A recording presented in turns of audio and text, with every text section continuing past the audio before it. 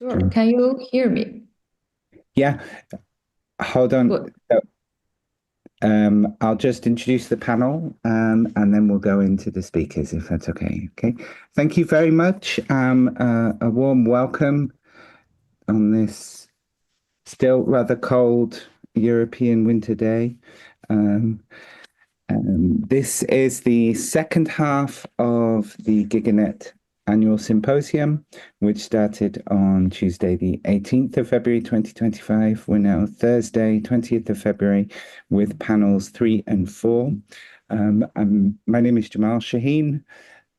I'll be chairing this session, which runs for the next hour and a half, and I'm very happy to have Trisha Meyer, who is acting as the discussant for the panel. Trisha is also a professor at the Free University of Brussels and the Brussels School of Governance, and is also the vice chair of GigaNet. And Trisha and her little assistant will be getting us through. In fact, it's quite funny, Trisha. Your face is blurred. But anyway, we will be having 3 papers delivered today. I'm just looking for the third speaker to join us. But in the meantime, we will start with the first 2 speakers. I would like to give the floor, first of all, to Yuchao Zhao, who will be presenting her paper on entitled Technopreneurial Coalition versus State-Sponsored Dependency, a comparison of 2 scenarios of digital governance in local China. And then we will be followed by, or that presentation will be followed by our second speaker, Liudmila Sivetc, who will be giving her paper entitled The Evolution of Governance by Internet Infrastructure in Russia Before and After February 2022. So those will be the 2 papers, and hopefully our third speaker, Ana Lucia Taboada, will come along. She's going to present a paper on the issue of the Quechua-speaking population in Peru and asking whether there is a genuine governance of the internet using this case. Hopefully she'll be joining us to give her presentation before the time is up. Otherwise, I would propose we finish a little earlier. So, without further ado, I would like to now pass the floor on to Yuchao Zhao. You will have about 10 to 15 minutes to give your presentation, and I propose we do the presentations and then we pass the floor to Trisha for her comments. If people, as I'm acting as the chair, I would very much like to field questions from the audience. If you wish to ask a question, please either raise your hand so that I can note you down somewhere, or please identify this fact in the chat so that I can create an order of questions as well as we go through. So thank you very much. Without further ado, Yuchao Zhao, the floor is yours.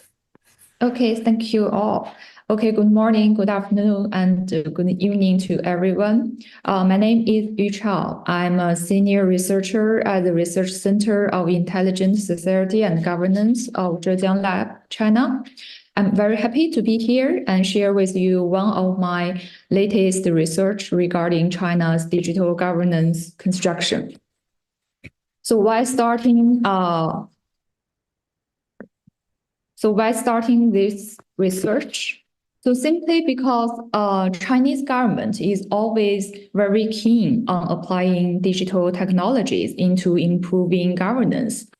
And in recent years, digital reform has become a central theme in China's governance transformation, driven by the national strategies of digital government and artificial intelligence plus. However, this transformation, as all transformations, does not occur in a uniform manner across this country. The nature and pace of digital reform between regions are quite different. Chinese central government, of course, provides some overarching guidance, but local experiments are quite different.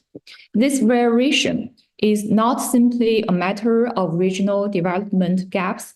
It reflects fundamental differences in governance philosophy, resource allocation, and especially public and private partnerships, as the government and the business sector are two most important actors and stakeholders in digital governance process. So given this background, my paper considers to dialogue with three interconnected literature, including the evolution of digital governance, comparative governance studies, and the role of government-business relations in digital times. And my study eventually concentrates on comparing two cities, one eastern coastal city and one central inland city for in-depth comparison. Both cities have relatively similar size and population and conducted extensive digitalization projects. The empirical materials are mainly from participant observations and qualitative interviews. Between 2020 and 2022, my research center has been facilitating a set of digital transformation projects in these two cities. So I got the opportunity to join in different digitalization projects in these two cities, initiated by local governmental departments at districts, street level, and even some housing communities. I can talk with various stakeholders from a range of sectors, including local officials, project managers, IT architects, engineers, and some local scholars from universities. Also, I traveled along with different governmental departments on site visits to see and learn the progress of some specific transformation projects in operation, like some pictures showing here.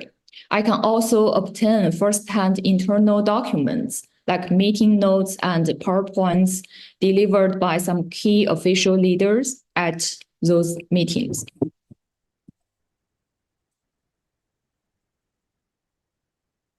So from this empirical work, I have identified two distinct digital governance models.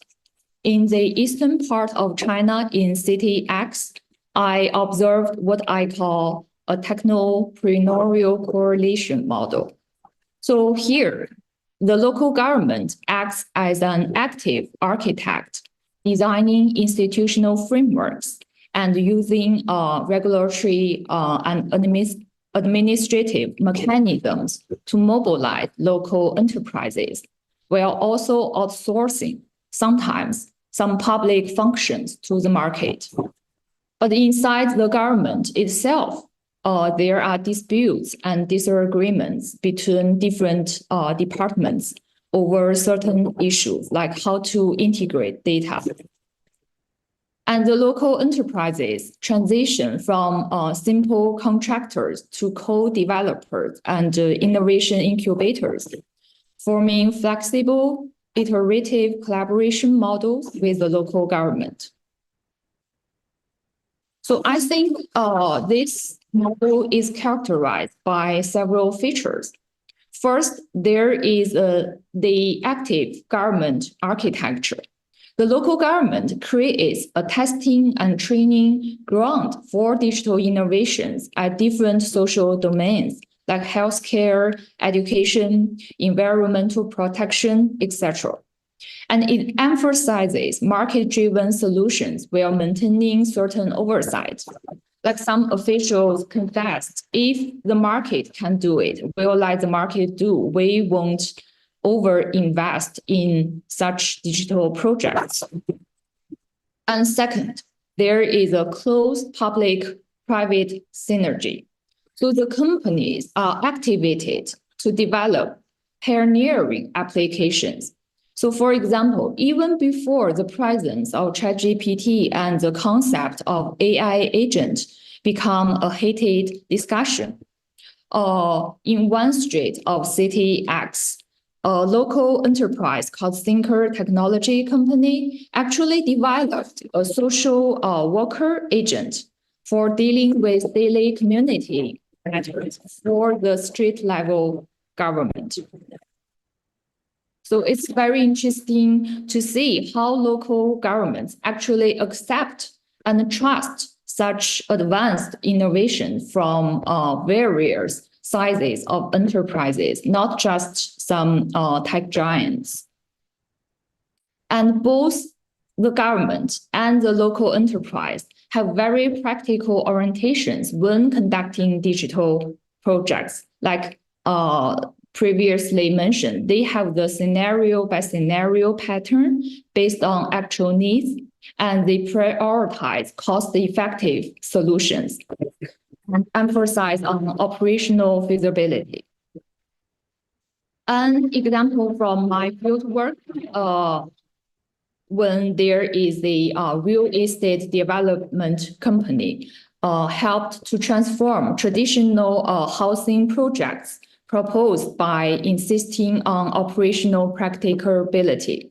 When faced with an ambitious architecture design featuring sky gardens inspired by the so-called Singaporean model, the company convinced the local government that when adopting such an unpractical approach, it will costly. So we have to be consider maintenance challenges, cost implications, current administrative coordination constraints, and long-term operational difficulties. And the government accepts this opinion, and eventually they abandon the previous project. So in contrast, in citywide, there is a model, what I call state-sponsored dependency model, in which the local government prioritizes risk mitigation, data security, and fiscal control, relying on national or local state-owned enterprises for digital platform development, setting very high entry barriers for other small-sized private firms. And eventually, large state-owned enterprises handle the digital projects, largely bearing political and social responsibilities. And smaller private firms struggle to participate and must demonstrate successful pilots before they can gain any access. So, for example, the local branch of China Unicorn, a state-owned telecommunications company, plays a key role in large-scale digital projects in citywide. Its manager told me both the central government and the provincial government expects them to make the contributions that state-owned enterprises should make for national strategic planning and significance. So they have to do this project, even though this project won't do any good to their company. So moreover, since citywide is a latecomer following the development path of the eastern region, there is already an increased emphasis on China's national security and data security. So as a result, the large state-owned companies are even the preferred choice. So in this case, I think citywide model indicates that first, there is a state-owned enterprise dominance, especially the local governments, like the county level government, which lacks basic tech know-how. They simply just don't understand artificial technologies, whatever. They have to heavily rely on state-owned tech giants and become cautious towards private sector involvement. Only when those companies got recommended or got in touch with them before, so they have a trustworthy relationship before. And the local government emphasizes on not making any mistakes. They want to make sure that the central state has issued a complete and full roadmap for them to follow. And they also want to copy the lessons learned from the Eastern region's development, but lacks equivalent administrative resources and budgets and talents to do that. So their innovation is very simple and less advanced. And second, in terms of implementing digital innovation, citywide still focuses on very basic informatization services, like moving the previously offline public services online. And they prefer proven solutions rather than very bold moves. And they have higher emphasis on central government guidance. However, these are not all drawbacks. The fieldwork revealed an interesting advantage of these constraints. As one local official noted, they were a blank slate, actually made standardization easier. So what he means is that unlike any Eastern counterparts, they had fewer legacy systems to integrate or replace. So making it very simple to implement new and standardized solutions.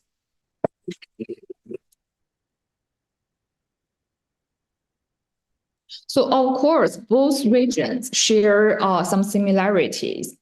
First, both City X and City Y start from very small and urgent issues. They want to address very specific social governance issues like the elderly care and elderly service, and gradually scaling up to successful models. And given the high resources demands of digital reform, both City X and City Y seek to involve either market forces or state-owned enterprises to save costs, to share risks, and to enhance operational sustainability. So here is a map. Here is a map to compare the both models.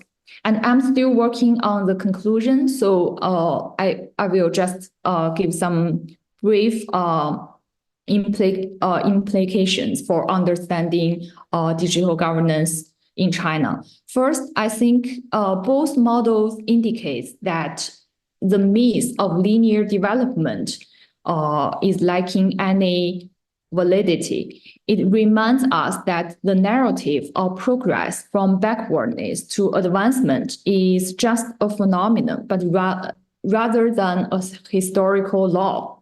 So contrary to the common consumptions that the Eastern model is simply a more advanced version than the West should emulate, each region has developed approaches suited to their unique circumstances, and digital solutions therefore must match local governance needs and capabilities. And complex technology does not always translate to better governance. So they have to find their own ways and to deal with their own local issues. So thank you for your attention. I welcome your questions and insights. And here is my email address. And if you have any comments, you can also email me directly. I would really appreciate it. Yeah, thank you. Thank you very much, Yuchao Zhao. We hope that we'll be able to get some of those comments in live discussions in the next hour and a few minutes. I would now like to pass the floor to Liudmila Sivetc. You have co-hosting rights. Yes, you've shared your screen. You're going to present your paper on the evolution of governance by internet infrastructure in Russia before and after February 2022. with the subtitle New Generations of Controls and Their Effects on New School Regulation Theory. And the floor is yours again for 10 to 15 minutes, Liudmila. We look forward to your presentation. Thank you very much.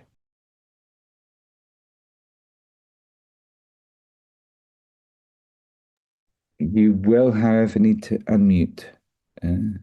Good to know. I was not really far in my talk. Thank you very much for this opportunity to talk about my research about the Russian internet.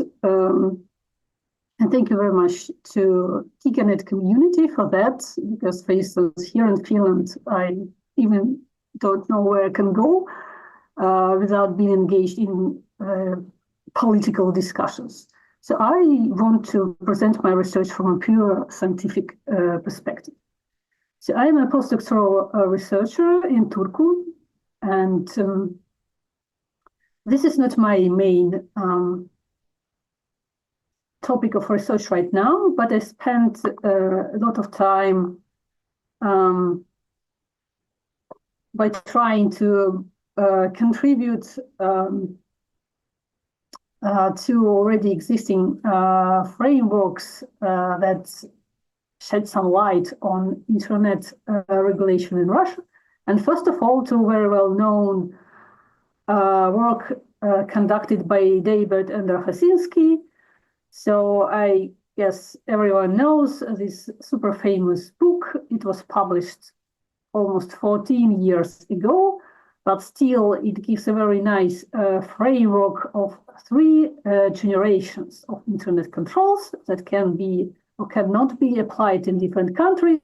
So when these researchers applied it to Russia, they figure out that there was no denying access, no legislation or government attempts to directly block access to unwanted resources. Nevertheless, there are 2 others, generations like controlling and contesting access.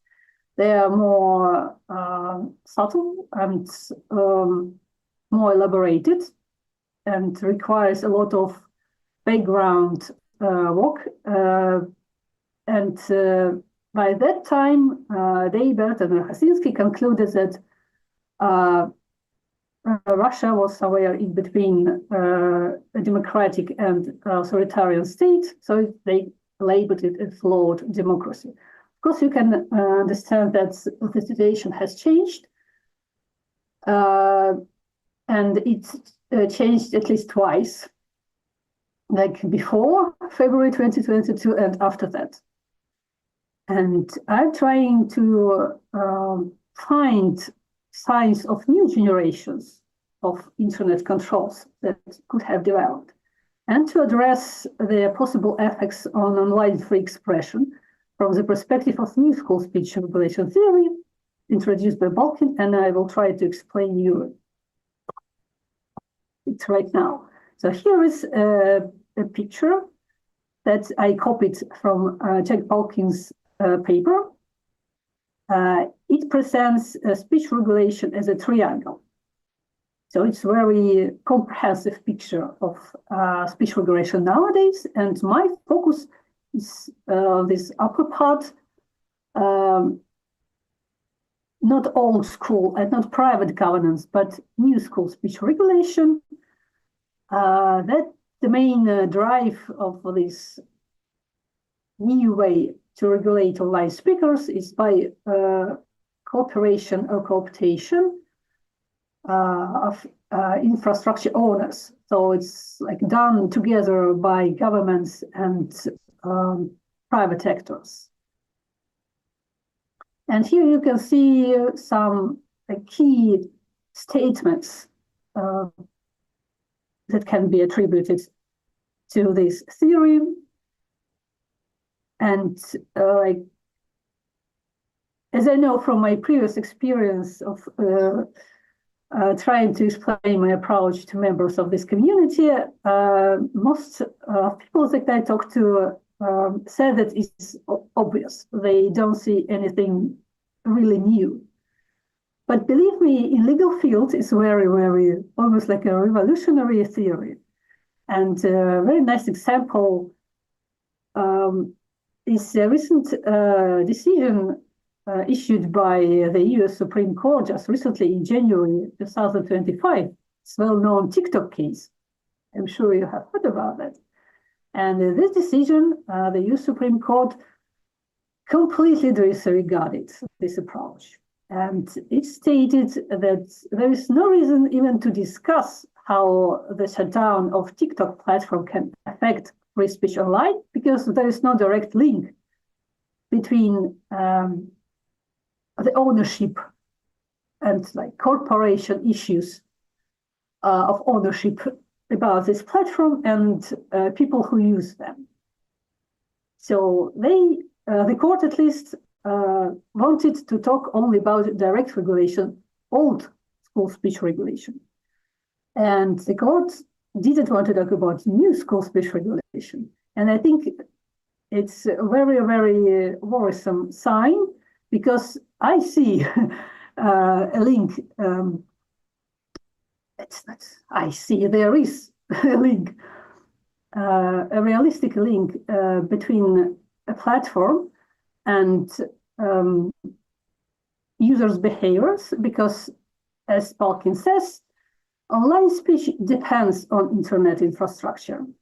And there is a very efficient new way to regulate it by regulating infrastructure.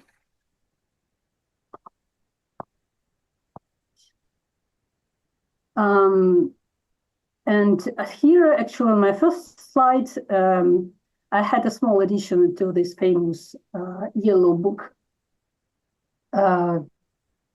where David and Rohazinski contributed. This is a pic of my doctoral dissertation that I completed in 2022, just before the thing, and it's not available online. I think you can guess why. So to get it, you have to travel to Finland, or you can email me and I will send you my PDF version, because this book contains much, much more details and examples than my paper because of page limits. So feel free to contact me. I will send you.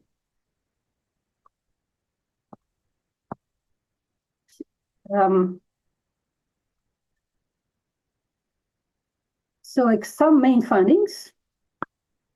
I identified two generations that developed after the study conducted by David and Rohazinski.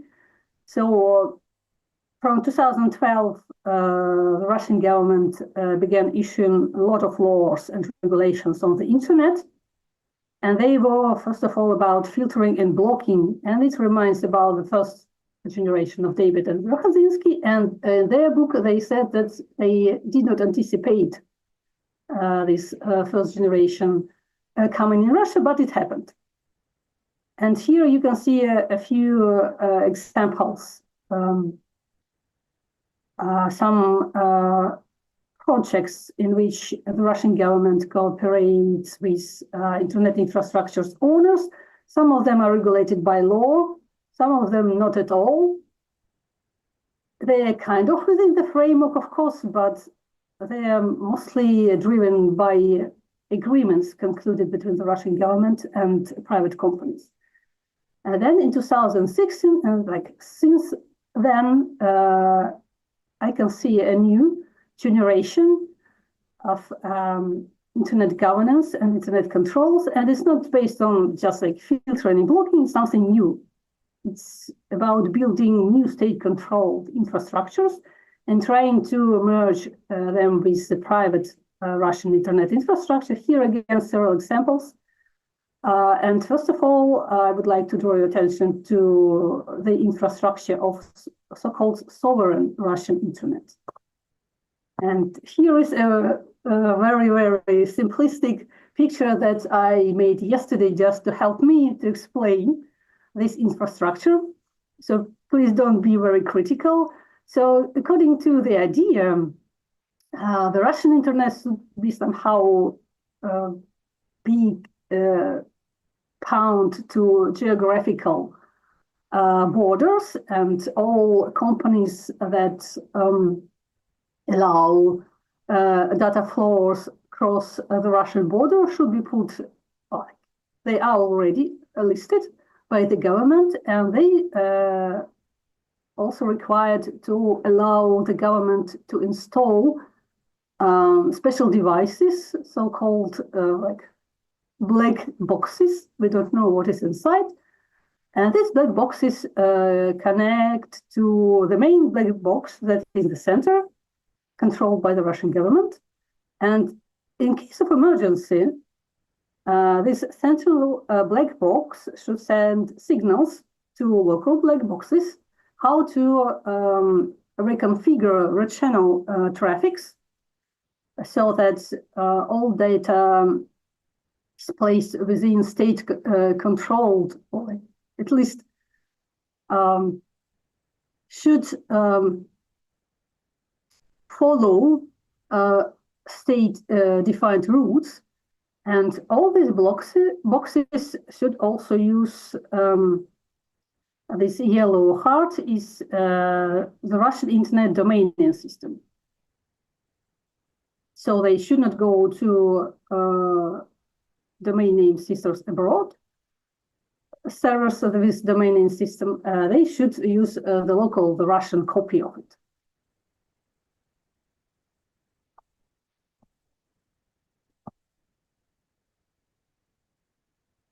So here is a brief explanation of differences between these two generations. So this, the first generation that only about filtering and blocking was and still dependent on infrastructure owners, and the level of leveraging here just using private power. In contrast, the second generation aims at a higher level of leveraging private power.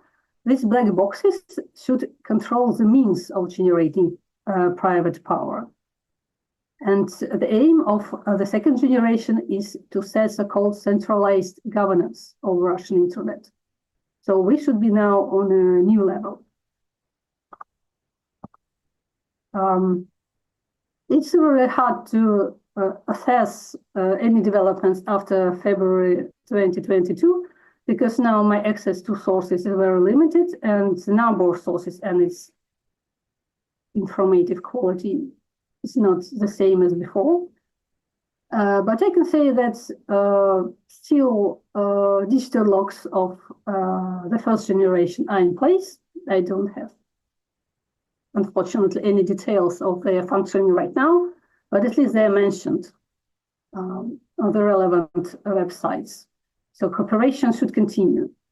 And about the second generation, the main focus is on this idea of building the centralized governance. There are several plans, but all of them are temporary, and they should be updated 2025. There is a mistake on the slide, and next year.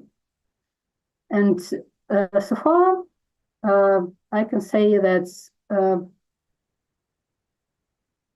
there's still a lot of dependence on infrastructure owners, although the initial idea was to avoid it. But there's no like central switch that the Russian governments can use and just simply rechannel traffic. It's a task for infrastructure owners. Only them can do that. And there is even a norm that they have the right not to rechannel traffic if there is a threat of collateral damage and blocking not blacklisted information. And so before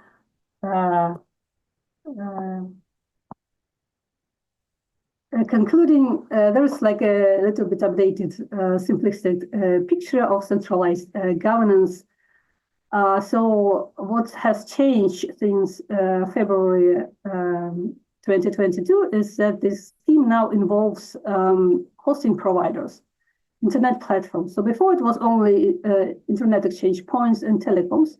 Now the local internet platform VKontakte is very popular and very powerful. now it clearly cooperates with the government in building this centralized governance, and it also has this black box that has to connect to state control filters and also has to use only Russian copy of RUNET domain name system.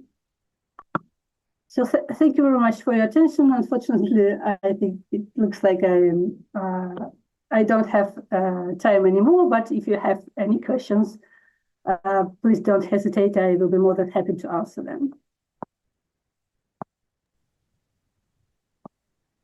Okay, thank you very much, Liudmila. Great. We're all back on the big screen. Thank you very much for your presentation. We seem to have not connected with our third speaker, but I do believe that we will hear something about the Peruvian case from Trisha. Trisha Meyer, who is our discussant for the previous two papers and the paper in absentia. So, Trisha, I will pass the floor to you and the little one. Thanks. I hope I can keep him quiet. So, or maybe I'll magically put him to sleep. I'm Trisha Meyer, as Jamal mentioned. I'm a colleague of his, and I'm based at the Brussels School of Governance at the Vrije Universiteit Brussel. So I'm really glad to be the discussant of 3 papers, and I'd like to kind of start with one common thread that I saw come through them, and hopefully there will be some aspect of it that Yuchao or Liudmila you'd like to address. And that's the question of what type of governance we're dealing with here. I see the component of infrastructure and tech in its various forms. And so for Yuchao, I'd perhaps ask to clarify what kind of technologies are we talking about? It sounded like we're dealing with some aspect of AI and of apps, but what is it exactly? Because you do specify very clearly that the type of internet governance that you're actually addressing here is in the realm of government and business integration, and therefore more relates to e-government. So is this type of applications that are facing towards citizens, or is this more about a public-private type of cooperation that we have here? So that's one question of what kind of governance are we dealing with. I think for Liudmila, you addressed that quite straight on. You're really looking at the infrastructure. You also you highlighted the work of Dybert and Rohohinsky, but also in the writing that you had, you're addressing Donardis's viewpoint on it, and Francesca Musiani, and so there's an emphasis on how there can be speech control, so dealing with what is actually digital content, but through the infrastructure. So that's fairly clear to me. But I'd like to ask you then of whether in this particular paper, or you said it's based on your PhD, you looked at broader aspects of control that are going on. So the legislation that is present, that was somewhat there as well. But also other forms of creating friction, for instance. And that comes from the work that I've done of looking at a different framework, which is Margaret Roberts' framework. And she actually worked originally on the case of China, on fear, friction, and flooding. And so she doesn't take that infrastructure angle, but she takes more the angle of understanding what type of control mechanisms are present when we're dealing with censorship. And that how tech is one component of it. But it can also happen through, for instance, the development of own platforms. And this is where I'm linking to the first presentation. It can be through the development of a whole separate internet, or as you were showing, really enhanced surveillance mechanisms as well, but also through creating friction and flooding. So not making it impossible, but more difficult. Or flooding, there being bot armies and the role of propaganda present there as well.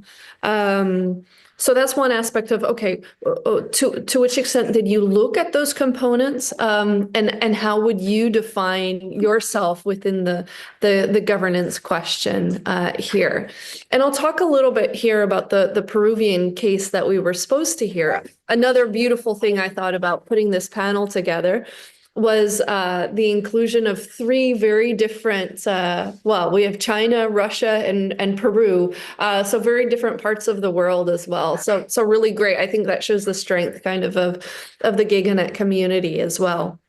So the Peruvian case was supposed to talk, or does speak to, I'm sure there's a paper underlying it, the difficulty of access that Quechua indigenous communities have of, first of all, accessing the internet, secondly, being able to use the internet in effective ways, so questions of media literacy, and thirdly, the very little amount of content that is available in their local language, and the challenges that poses. And so this paints very different pictures of what type of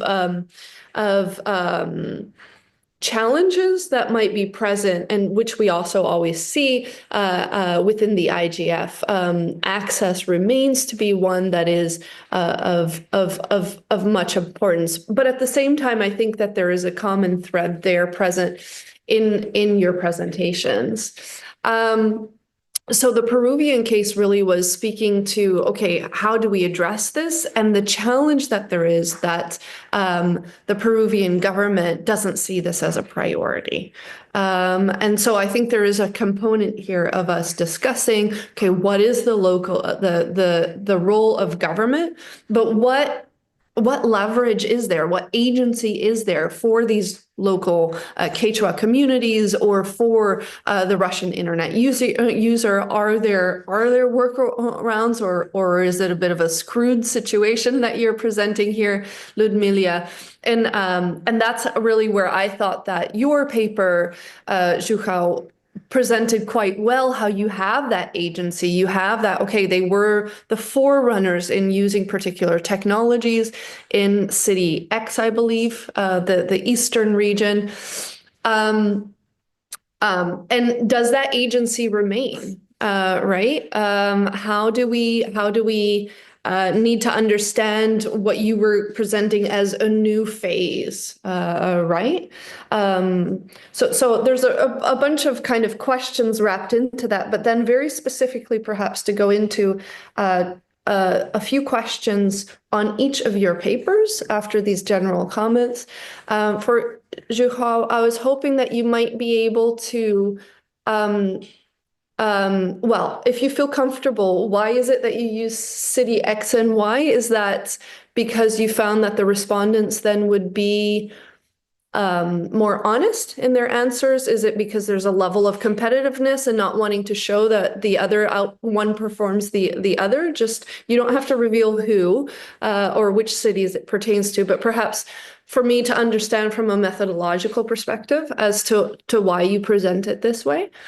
And then if you could talk a little bit more about how you chose your elements to compare between both. I found them quite relevant, but I didn't really know why those choices were made to focus, first of all, on the government business integration, and then secondly, those various components that play into understanding the complexity and the nuances of difference. Was this a bottom-up, or did you have a particular framework that you were working with?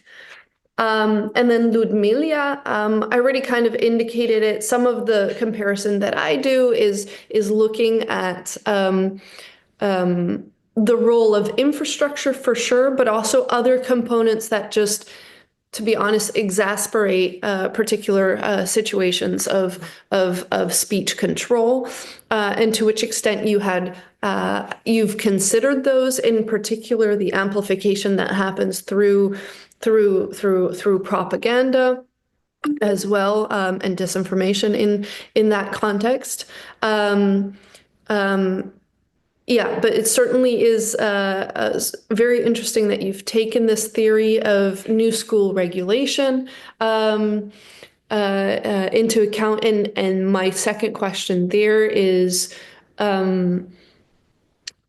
are there nuances that you see that are needed? Are there changes that, having looked at the Russian case and how it has changed, that matters? And oh, I forgot to say, one of the reasons that I'm raising kind of the question of the propaganda, the bot armies, the own applications, is because some of the work that I've seen talk now about fourth or even fifth generation internet access control, where the fifth generation is the compilation of everything coming together, and the fourth generation is really developing, from what I understand, the different types of apps and kind of these, for lack of a better word, alternative universes, right?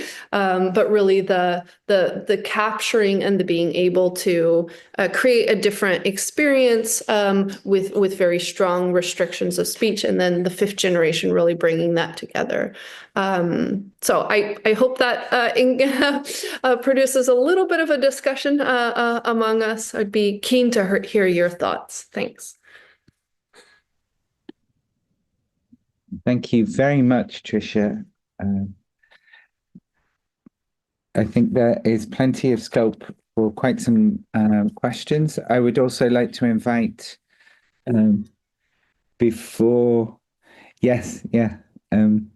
we are mesmerized by the capacity to focus and multitask. Right, anyway. I would like to hand over to the speakers to respond maybe to Trisha's comments, but at the same time, I would like to give everybody in the audience the opportunity to formulate a question. I see, for example, that Mark and Yuka have raised their hands. We'll get to your questions in a second round, but thanks very much for indicating your desire to speak already. I will pass back to the speakers in the order that you presented. To Yuchao Zhao, the floor is yours first, and then we'll go to Liudmila for your questions as well. Okay, thank you for the comments. So first of all, the governance here in my paper should be understood as local governments using digital technologies to improve public service better, as well as leveraging digital infrastructures for internal empowerment, collaboration, and restructuring as the organizational terms. And in terms of technologies, I should say there are different types of artificial technologies and infrastructures implemented at the local levels. So like simply digital apps and sensors, cameras. So a bunch of digital technologies. It's not just simply confined to a specific platform or a digital app, no, but a bunch of digital architectures you can see. They are all hardware and software infrastructures at the local level. So I can't say for specific platforms, but there are many digital platforms. As you can see from my PowerPoints, they have the large screen platforms shown at the back end of governmental departments. So, but there are also very small apps installed at the local officials' mobile phones. So, yeah, I should say, I can't say for sure the technologies to be a specific type of technologies. And of course, now with the presence of ChatGPT, we also have chatbots. So that's also a type of technology is using. And regarding CTX and CTY, simply because some information is politically sensitive, because I got the access to attend many governmental meetings. They are internal meetings. Actually, they are closed door meetings. So some interviews with local officials actually are very informal. I didn't take record, and I just write down some meeting notes. So that's the main reason. I don't want to reveal any information for identification. Even though that's very unlikely, but I don't want to make that risk.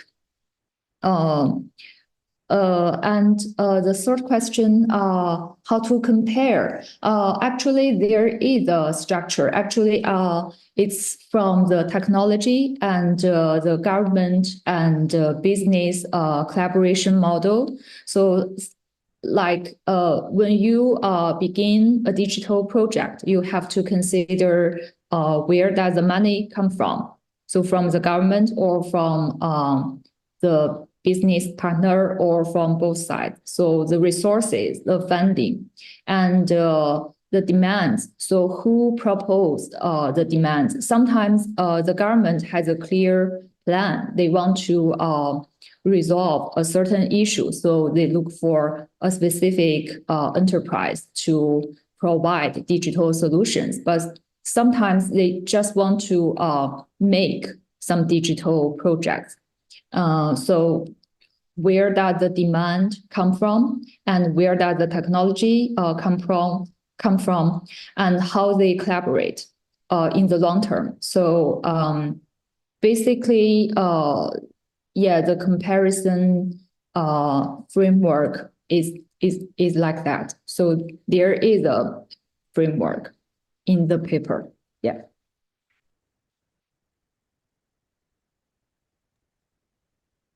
So that's all for me. Yeah. Okay, great. Thank you very much. Liudmila, we'll pass the floor to you to react to some of Trisha's comments, and then we'll go to the questions from Mark and Yug. Okay. Yes, great. Thank you, Trisha, for your great feedback and comments.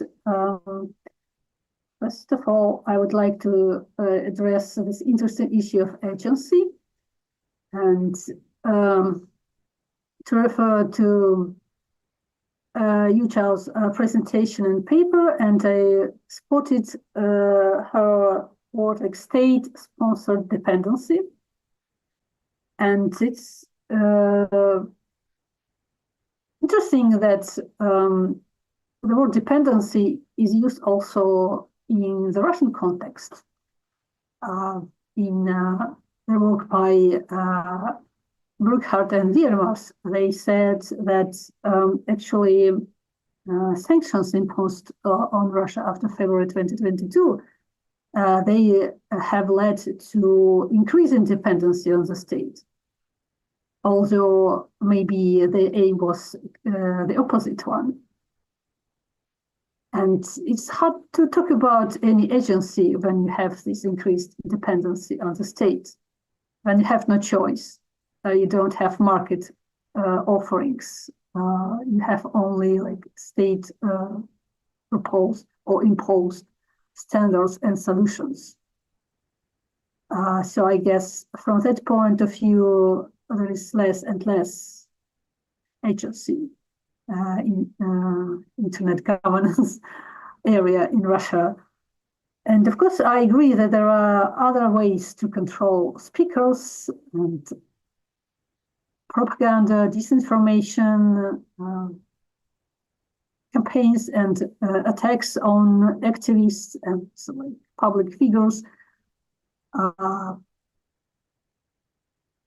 They are usually in the spotlight, and they are usually referred in various reports, places by Freedom House, but more underground background controls that are enabled by infrastructure-based controls. They are somehow usually not even taken into consideration. For instance, we don't think that when we search on the Russian internet and we use Russian web browsers, we are limited to already pre-made list of links that is created in cooperation with the government. For instance, Netoscope is a project where Russian government can put into a database or like mark some online resources as unwanted, not even containing anything like illegal. And then Yandex will use this list and will give you already like censored list of resources that you can go to. And it's not about blocking just by ranking these unwanted resources lower than those who are in our case. And there are like other examples, and I think they are important. That's why I'm so focused on this regulation by infrastructure. But you're right, and I totally agree that at some point I need to offer my small piece and try to assemble it into a bigger picture of controlling free expression and online free expression. And like on that level, I really need to know more about other frameworks and generations. So if you could be so kind, please send me links to the work about the fourth and the fifth generation. The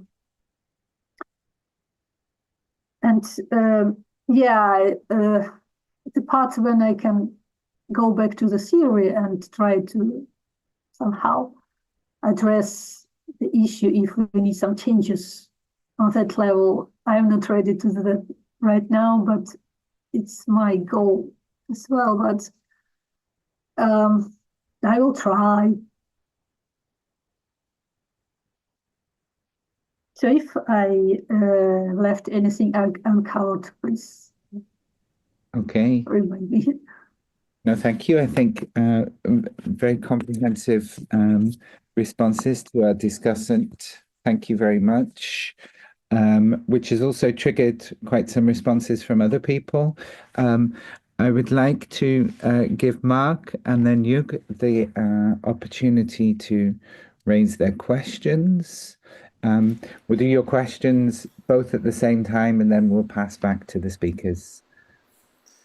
Okay. Thank you very much, Professor. This is Mark Datysgeld, São Paulo State University in Brazil, also manager of Icon Wiki, former Icon counselor. So as someone very involved in ICANN, as Liudmila was speaking, I kept wondering about the DNS, because we hear within the names and numbers community so much about name resolution and the possibility of Russia hijacking this function.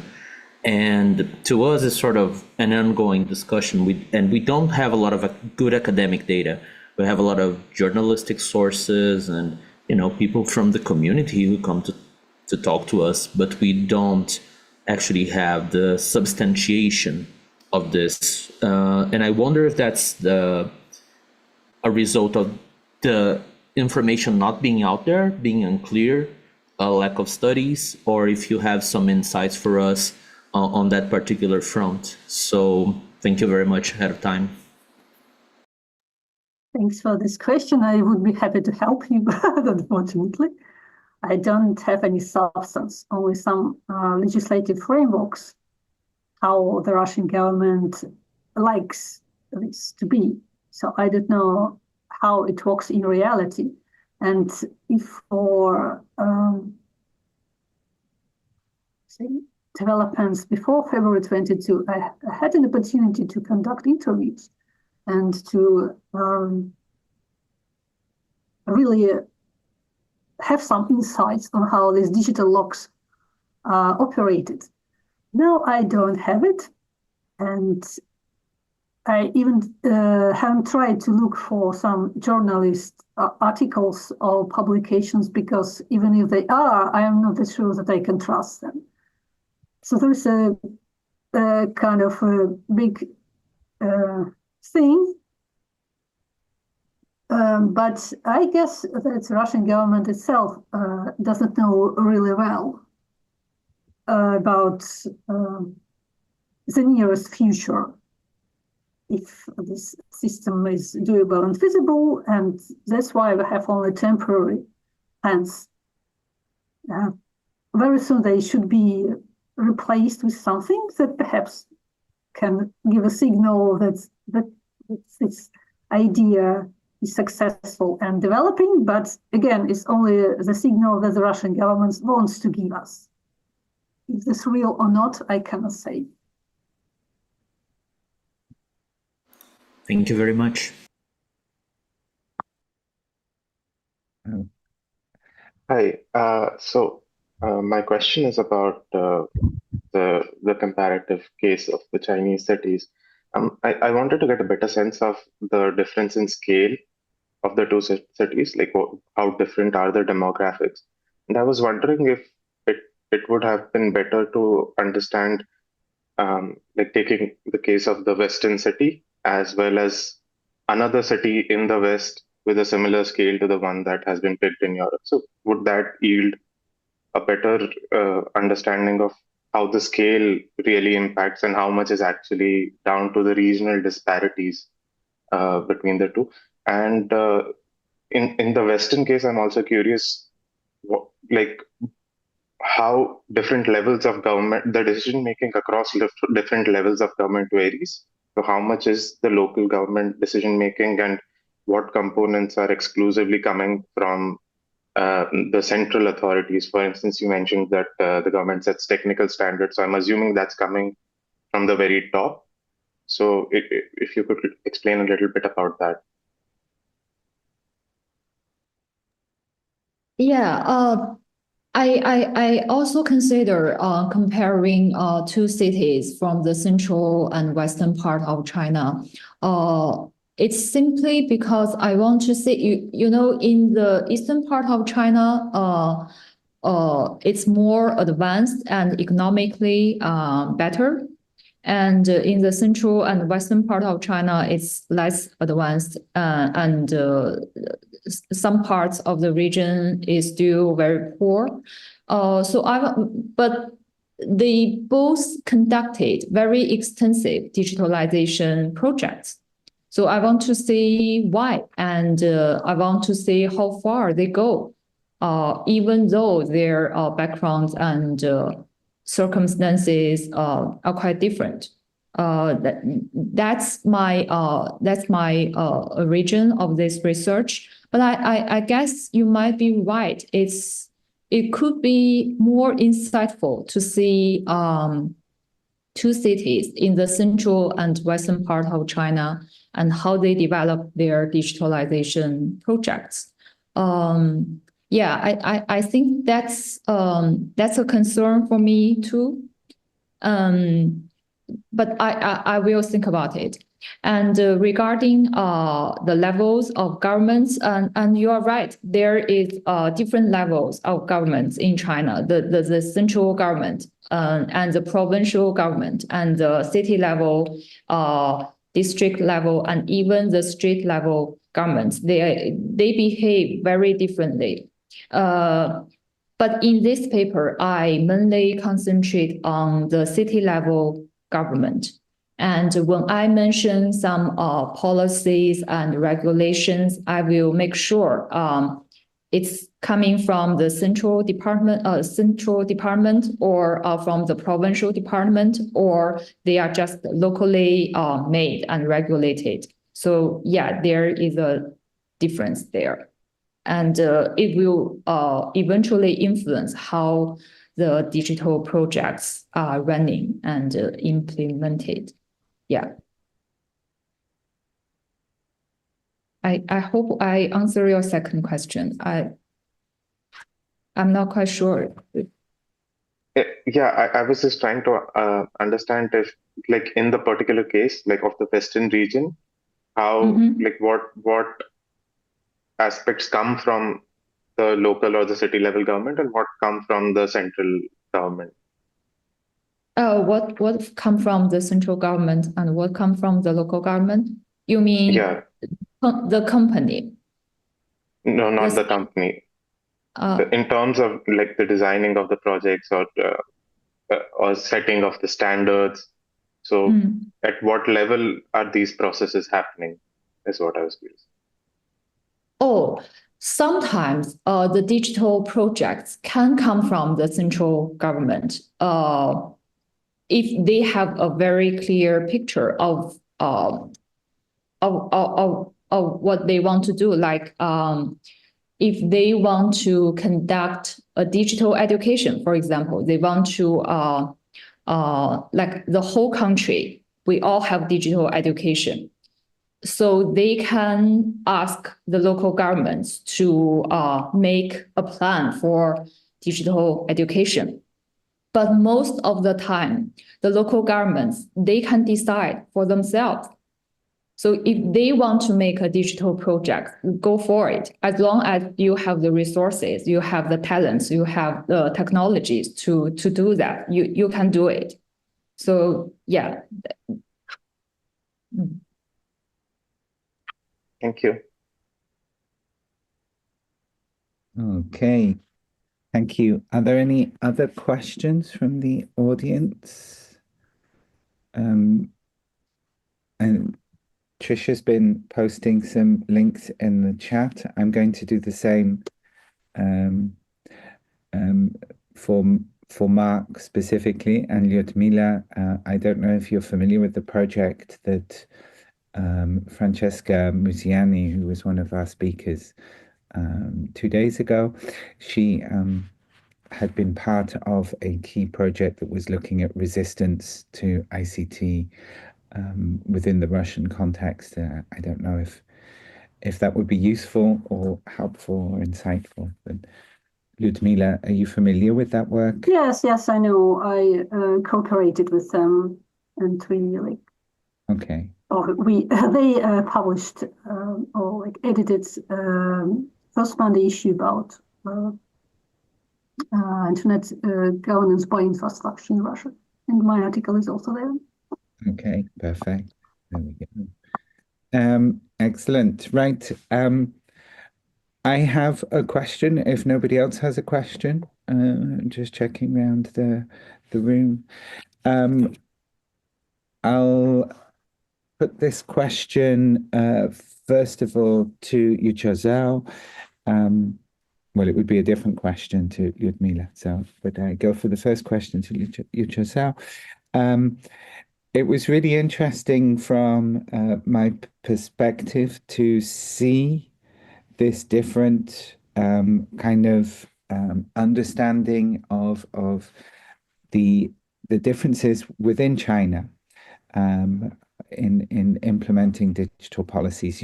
I think this is something that we find kind of different from a European perspective. We kind of look and see different things working in different ways.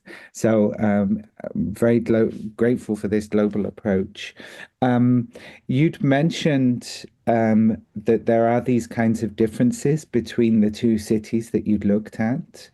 I was also wondering, is there any difference centrally towards the different regions, right? Is there a distinction that way as well? Right, in terms of the central government and the way they view these different regions and the different ways in which the digital policies are rolling out.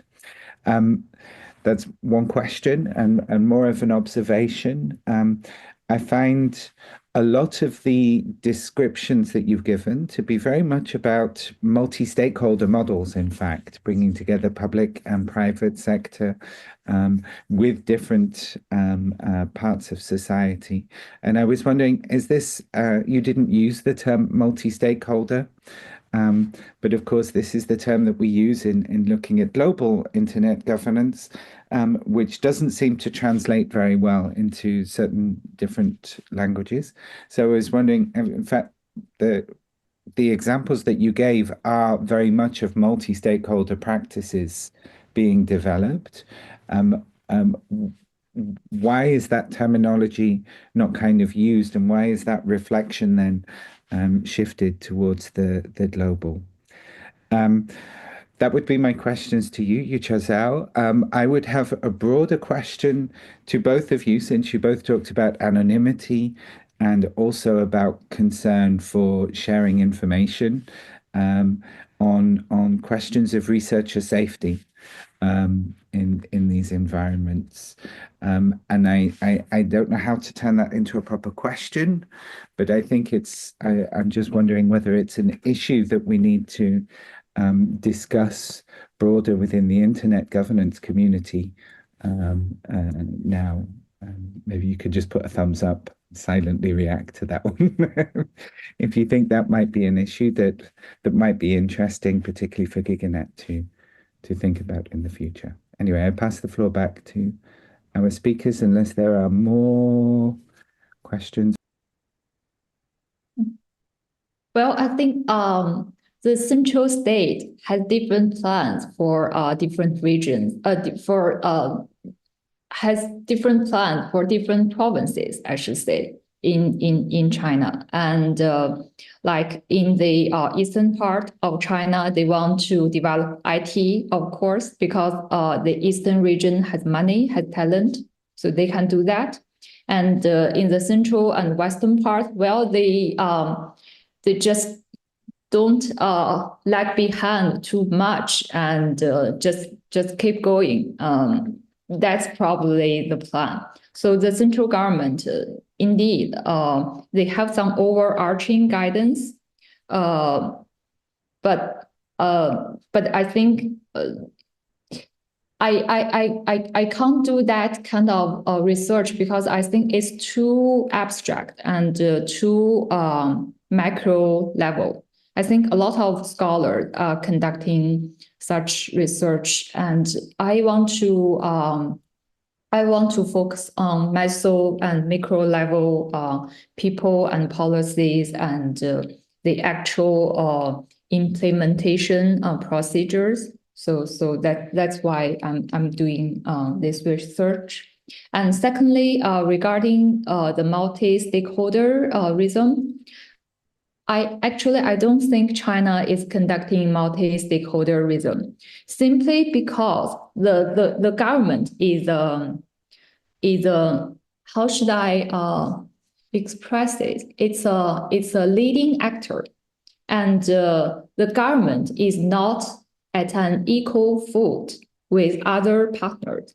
So they can control people, they can control the enterprises. They don't regard the society and the business sector as equal counterparts with them. So it's not multi-stakeholder. It's still, they have the overarching control and regulation power. So in that regard, I don't think China is multi-stakeholder model. And finally, regarding the researcher safety, I don't think it's about researchers' safety per se for me. I think it's about my interviewees. You know, I have to protect their identity, their personal information. So it's not for me per se. But there might be some ethical concerns to consider in the long term. So how to make sure such sensitive studies can go on. Otherwise, I don't think we can get much valuable information from these like local officials. They probably won't want to talk to us anymore. So it's more about their safety, not mine. Yeah. Yes, I agree. The same problem here. I really doubt that anyone would even like answering my requests for interviews. It's not safe for them, definitely. And it's really easy to talk about freedom by being outside of the context. And yeah, we must first of all think of people who are inside. So yeah, the tricky thing, but it's a good idea to have a discussion of that. For instance, we could have it online, kind of just sharing our perspectives and maybe some best practices. Regarding multi-stakeholderism in Russia, it's very, very interesting thing because the Russian government is not as strong as the Chinese governments in terms of resources, technologies, high-tech industry. So it's a different situation, and for sure the government understands that it cannot manage everything, but they try to hijack some critical resources to have their own share, to be important. For instance, this Russian internet domain name system is now part of a national domain name system, but still, according to law, this Russian version must be connected to global domain name servers. So they want to keep it as part of the global system where they have to be within this multi-stakeholder approach. But still they have their own goals. So they try to adjust to them. These discussions ring back to the sovereignty discussions we were having on Tuesday. So very interesting. Again, I duly take the points about researcher safety down. That's very interesting, your reactions to those questions. So thank you very much for that.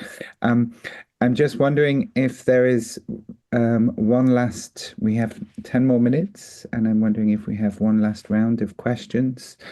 I see Claudio has turned on his camera.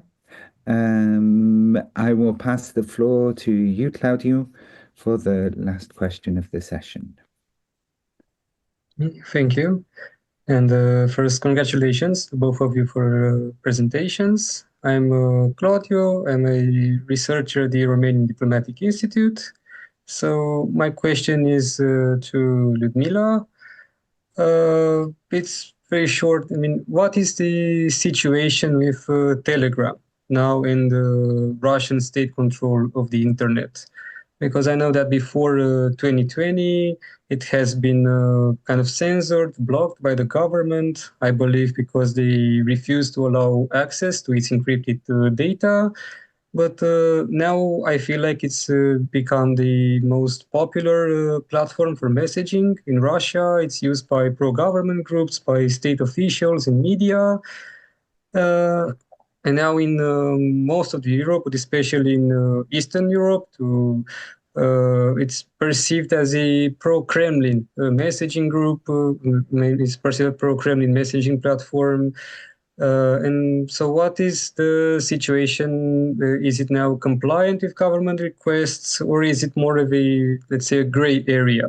I mean, it is just cooperating on some areas and issues, or is the perceived reality that it's now being, let's say, controlled by pro-government or by government agencies? Thank you. Thank you for this question.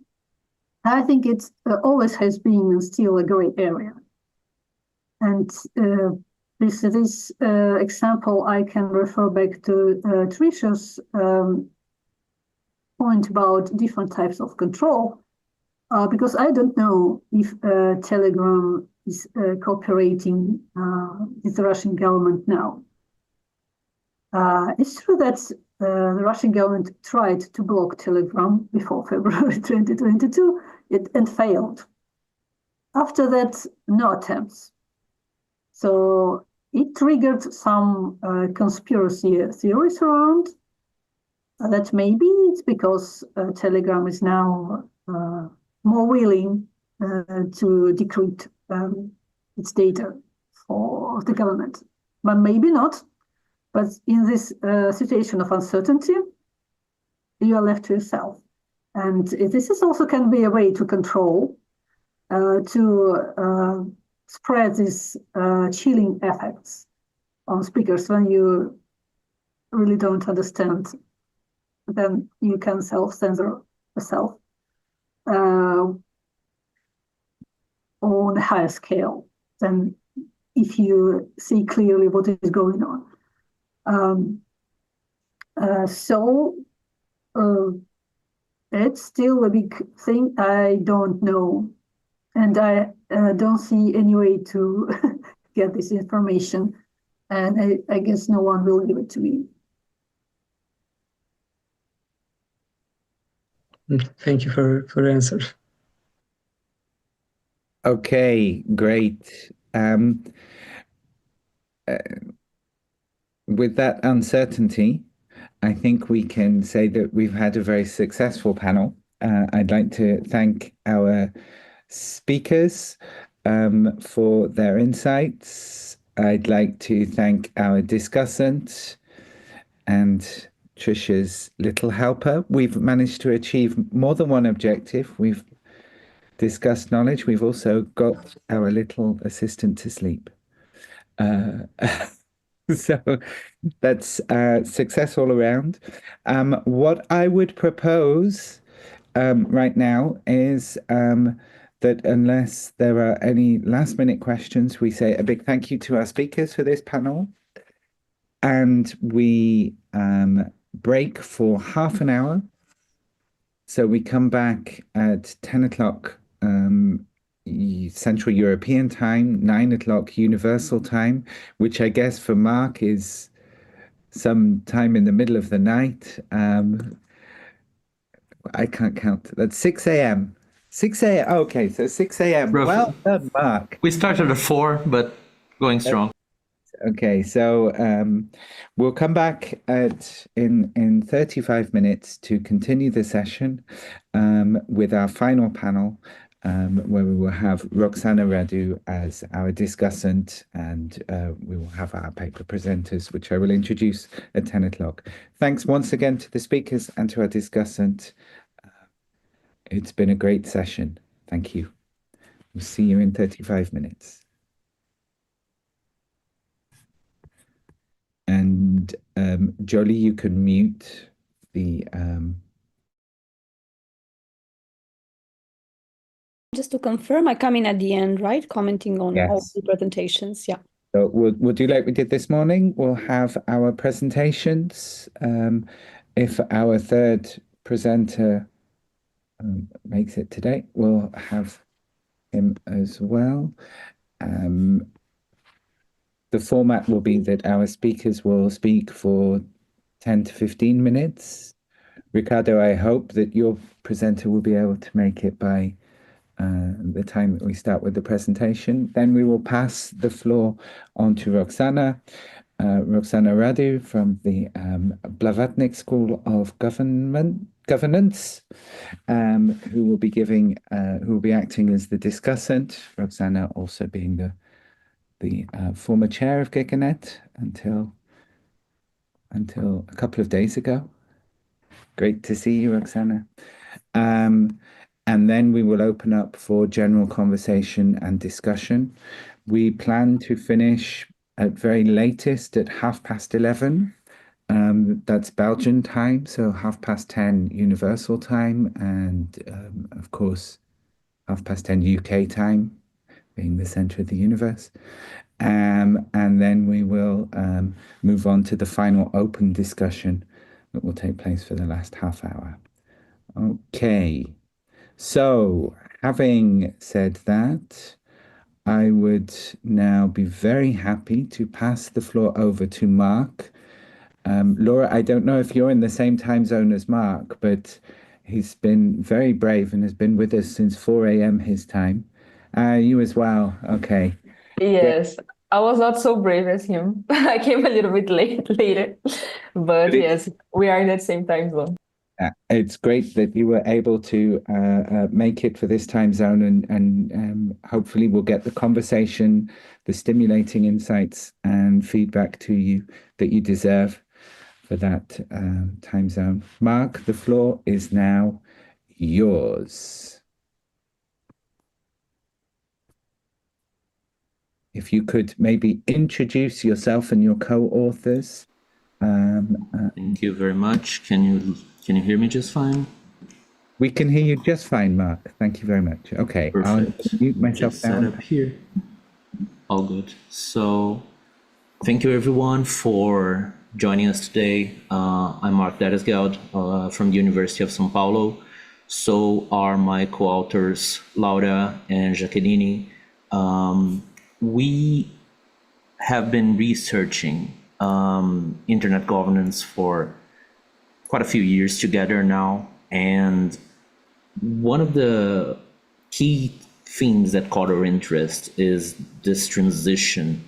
Let's not call it a transition, is this apparent shift in terms of how much notability multilateralism has within the internet governance or digital governance ecosystem, and how to start comparing it with the multi-stakeholder system, in the sense that we need some sort of measure other than I have a feeling that, right? So this has been one of our concerns, and this paper is sort of a first step in that direction. I would like to just say that it is sort of our first attempt at progressing farther than our previous paper that kind of said, I have a feeling. So the way we are going about this is, are the slides projecting just fine? Perfect. So here are some of our questions, right? Is there a shift from bottom-up governance to state-led multilateralism, right? How do state-led versus community-led consultations unfold? And we want to discuss the concept of internet as a global policy issue instead of being the niche that it was back when I joined, for example. So 12 years ago, it was much more niche than it is today. Now in every fora, there is a thread that you could call an internet governance thread. It's in the World Trade Organization, in pretty much any organization that you actually look into, there's a thread of internet governance. So those are the three questions we're leading with. And, we had to start from some assumptions made by the literature to actually conceptualize what is multistakeholderism and what is multilateralism. So we stuck to some safe, quote-unquote, definitions to at least get that starting point. Over the course of the research and so on, definitely, more robust interpretations emerged, but we are leading with the classic ones, right? Multi-stakeholder is inclusive, decentralized, generally non-binding, except when you're talking about objectively technical institutions such as ICANN and the IETF, and has broad participation from all sectors, versus multilateralism, which is state-centric, formal, and produces binding outcomes in general, with an emphasis on national security and economic priorities. So again, throwing back to that idea that internet governance is in different fora, especially in trade organizations and so on. So we went for a mixed method approach, quantitative and qualitative, and our data pertained largely to two processes. So we studied the Global Digital Compact from the UN as a more state-centric space, and we studied Net Mondial Plus 10 as a more community-driven space. And that choice was very, let's say, egotistical in a way, because the data for those is more readily available than if we were to look into other processes, because they had actual online submissions, call for submissions. They had official documents produced, and they had reports generated by their leadership panels. So that provides the sort of data that we can get some mixed method look into without having to dive too deeply into the nitty gritty of the process. And we do all of that with under a lens that we have been adopting for a few years, which is an understanding that the word, the internet governance, is perceived under a tripolar approach, which is basically saying that there are three interpretations of internet governance, one from the USA, European Union, and China. So you might see in the literature Milton Miller also discussing something like this, not exactly like this, but something along these lines. And so let's get to our case study. So NetMondial Plus 10 was the 10-year follow-up to the 2014 NetMondial, which took place here in São Paulo. And, if everybody remembers, that was carried out under the context of the Snowden revelations and had a lot of impact, especially in ICANN transitioning its IANA functions from the US State Department to the ICANN global community. And for that process, there were 154 submissions. The themes were very focused on technical infrastructure, human rights, emerging tech, and digital inclusion. So I would say these themes usually are the ones you observe more at an event like the IGF, if I can make that comparison. And the outcome was the São Paulo statement. It's non-binding, and it reads pretty much like a reinforcement that multi-stakeholderism is good. That's the general message there. This is a good system, we need to preserve it, and multi-stakeholderism is the way forward. And when you look at the engagement, you will see a very clear predominance of civil society, followed by tech community, which is a tricky label. Tech community is subjective a lot of the time, what that actually means, because some of it does intersect with civil society. Private sector with 18%, 12% is government, and unfortunately got left out of the slide, but it's that 5% is academia, which, again, you can argue academia might belong to civil society, different methodologies. And when we look at the GDC, this is the first edition of an event with this particular format within the UN. Of course, there have been previous consultations and frameworks for cybersecurity, but this is the first under this particular format of let's discuss internet governance holistically.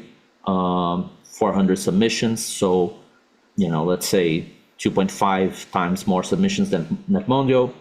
And the themes here much more focused on digital development, AI governance, cybersecurity, and again we see human rights here being sort of the variable that stood out in both processes. But here the term that we noticed the most was digital human rights, more so than human rights just as a concept.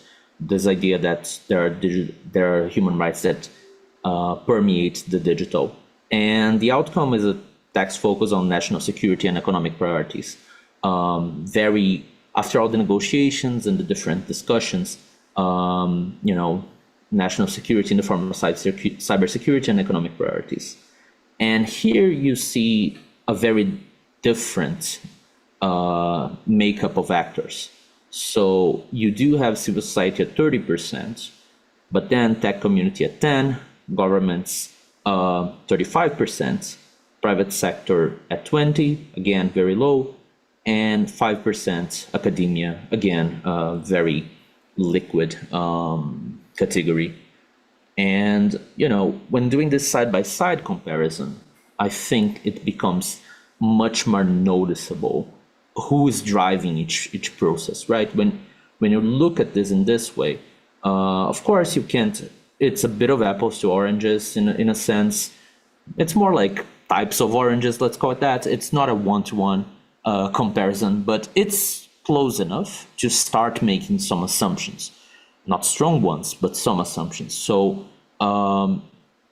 you can see clearly here this divide in which NetMondial was clearly a civil society event, and on the ground it felt like that. The interventions felt like that, and the data proves it, but on the ground it certainly felt like that. And reading the transcripts, analyzing the documents, it has that, it's a lot of civil society people talking all the time. And on the GDC, on the other hand, you can feel on the ground when you read the transcripts, when you look at the documents, it is very governmental. It is very government heavy. It has that tone, it has that intention. And so at the end of the day, the majority stakeholder does shape at least the tone of the event, of the consultations. So it's really validated in a sense that the majority stakeholder is driving these different processes.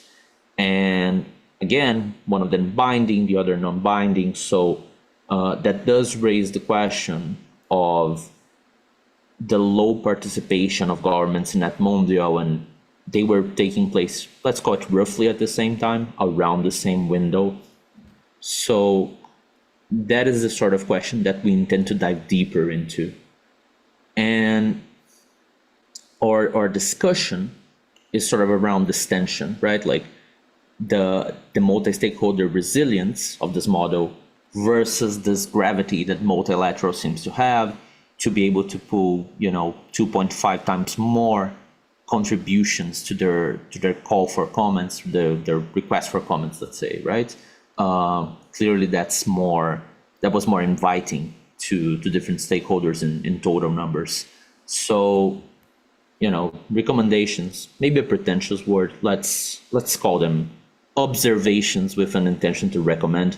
So the development of a hybrid governance model might be possible, because again, very much was civil society in one hand, and then just governments on the other. Felt that there might be a middle ground in there.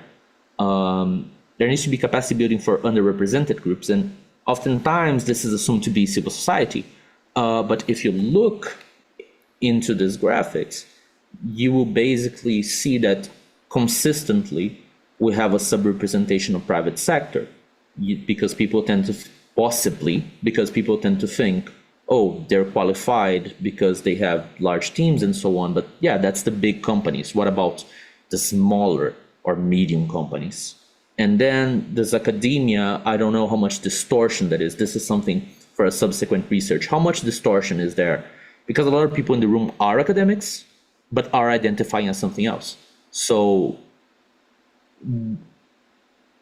as a group of academics here, how do we actually increase the role of the stakeholders? Something that I came out thinking about a lot. We had this discussion in the sense of, what is the weight of academia in these processes, and why not more people are signing as academics? This is my contribution as an academic, not as civil society, not as for the company that I work for, or the government that I work for. So moving forward, one of our co-authors, Jaqueline, who isn't here, is actually starting a project that kind of covers these three aspirations, which is having a comparative, some sort of comparison point between implementations, between jurisdictions of the GDC outcomes document. How will this be internalized, especially in the Global South? Longitudinal analysis of policy impact, and doing network analysis of stakeholder interactions. So who affects who actually shapes the discussion. So we have a lot of initial glimpses into what this research might lead to. And, we leave open for discussion, of course, any aspect of this research, but the things that are the most pressing to us are the following questions, in case anybody's interested in discussing them. So how can we reconcile the need for strong enforcement with the principle of open and inclusive participation? right? The perennial question, but it's becoming more and more pressing. What mechanisms can ensure meaningful input from underrepresented stakeholders?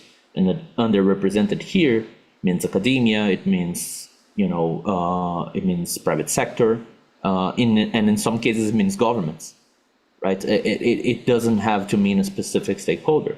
And finally, the big upcoming theme, right? How can governance models keep pace with emerging technologies like AI while avoiding fragmentation? So that's it for the presentation. I will make sure to shut up for now, but thank you all for listening to us. It's a pleasure to be here among our peers. Thank you very much. Thank you very much, Mark. You've left our discussant and, in fact, the entire room with three very deep questions.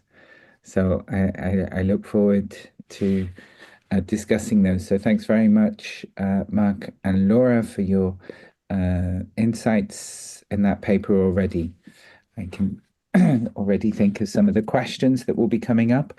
Riccardo, I know that you wanted to go last. Well, you will be going last, but it's second because our second presenter has unfortunately been delayed, lost, something, I don't know. Would it be okay for you to go right now? Yeah, of course. Okay. Yeah, it was rather so that my co-author could participate, but yeah, it's fine. I mean, he'll catch up with the conversation. Let me share my screen. Now you should be able to see the presentation, right? Yes, right. If I just we can see everything. I just now hand over the floor to Riccardo Nanni, who will be talking on behalf of himself and Pietro Di Perini on the shrinking online space of civil society. Riccardo, the floor is now yours.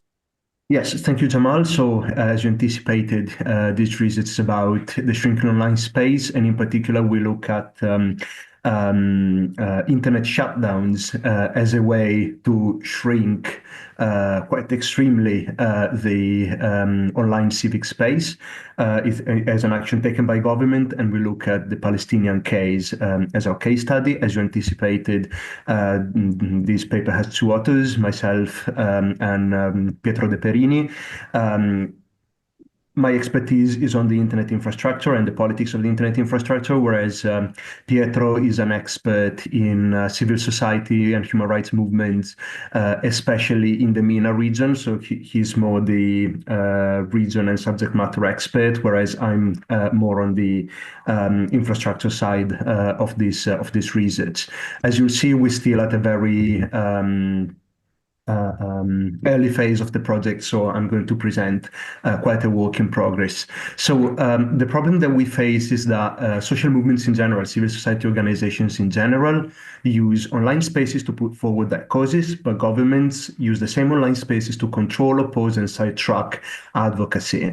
Probably the main example, the one that was most discussed in literature, was the Arab Springs. We saw that during the Arab Springs, spontaneous groups of people could organize, but the same on online platforms very effectively. But the same online platforms were then used by authoritarian governments to track and punish activists and restore their own authoritarian power. So the digital civic space is a space that is deterritorialized, although the internet infrastructure has a territorial element.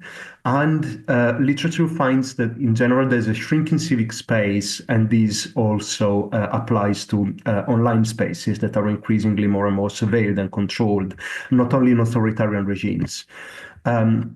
So looking at the particular case of Palestine, especially in the context after October the 7th, we inquire how do Palestinian civil society organizations react to and reorganize their activities around internet shutdowns in the Gaza Strip provoked by Israeli operations. So we're talking about war-led internet shutdowns that are, in this case, caused by a foreign government as a war action.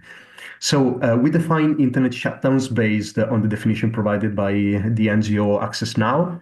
It's an intentional disruption of internet or electronic communications, which renders them inaccessible and unusable for a specific population or within a location, often to exert control over the flow of information. So shutdowns take place to stop armies or groups from organizing, governments from communicating with citizens, sometimes also to facilitate kinetic attacks, because you prevent your opponent, your enemy, to organize and communicate effectively, and this facilitates the kinetic attack. But also, shutdowns are made to avoid information from within to reach the exterior, in this case, from within the Gaza Strip to reach the outer world. Shutdowns take place in several ways. It can be kinetic attacks on the infrastructure, cyber attacks disabling the infrastructure, or government-mandated stops to internet service providers. This third case is a bit less the case when it comes to the Gaza Strip in the context of post-October the 7th operations. This is because the shutdowns, at least according to the dataset we used, and I'll discuss the dataset in a second, are mostly provoked by Israel as an action of war.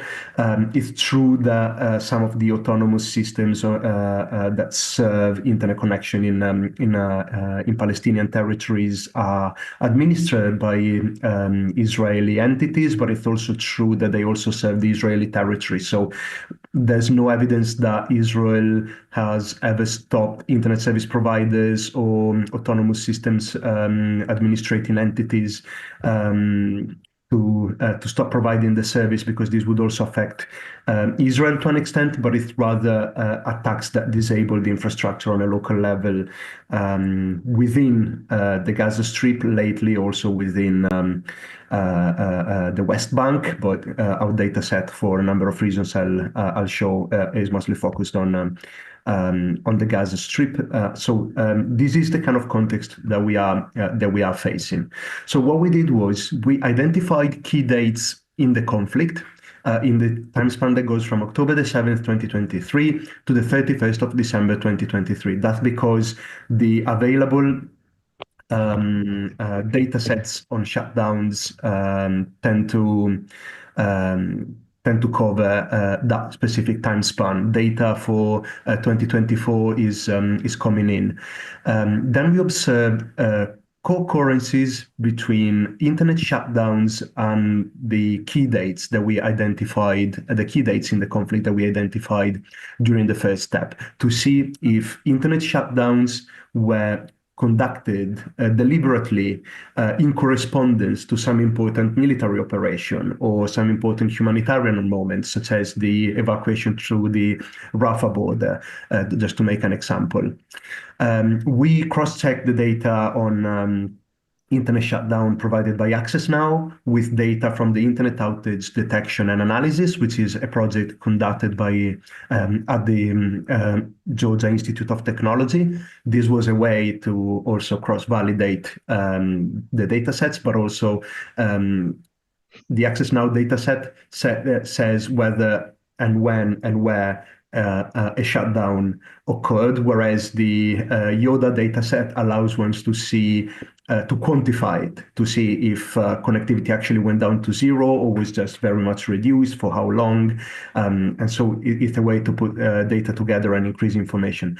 This, however, is just background information, because then what we want to know is how Palestinian civil society reorganized its activities despite shutdowns in the Gaza Strip And so we will be conducting, we haven't started it yet, although we've elaborated it and we are piloting it, a survey with Palestinian civil society organizations to understand how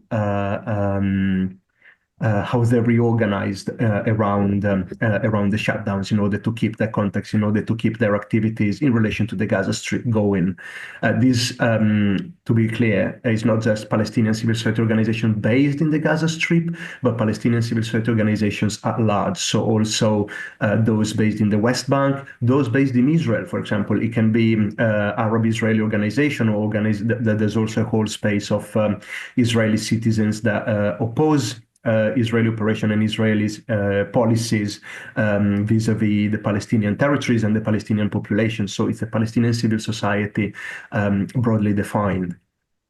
So these are the important dates that we identified in 2023. Most of them correspond to important military moments, such as particular offensives or the 7-day truce that didn't really last in November 2023, but also humanitarian moments, such as the gas evacuation during the first week of Israel's full-scale operations within the Gaza Strip, but also the evacuation through the Rafah border that took place on the 1st of November 2023.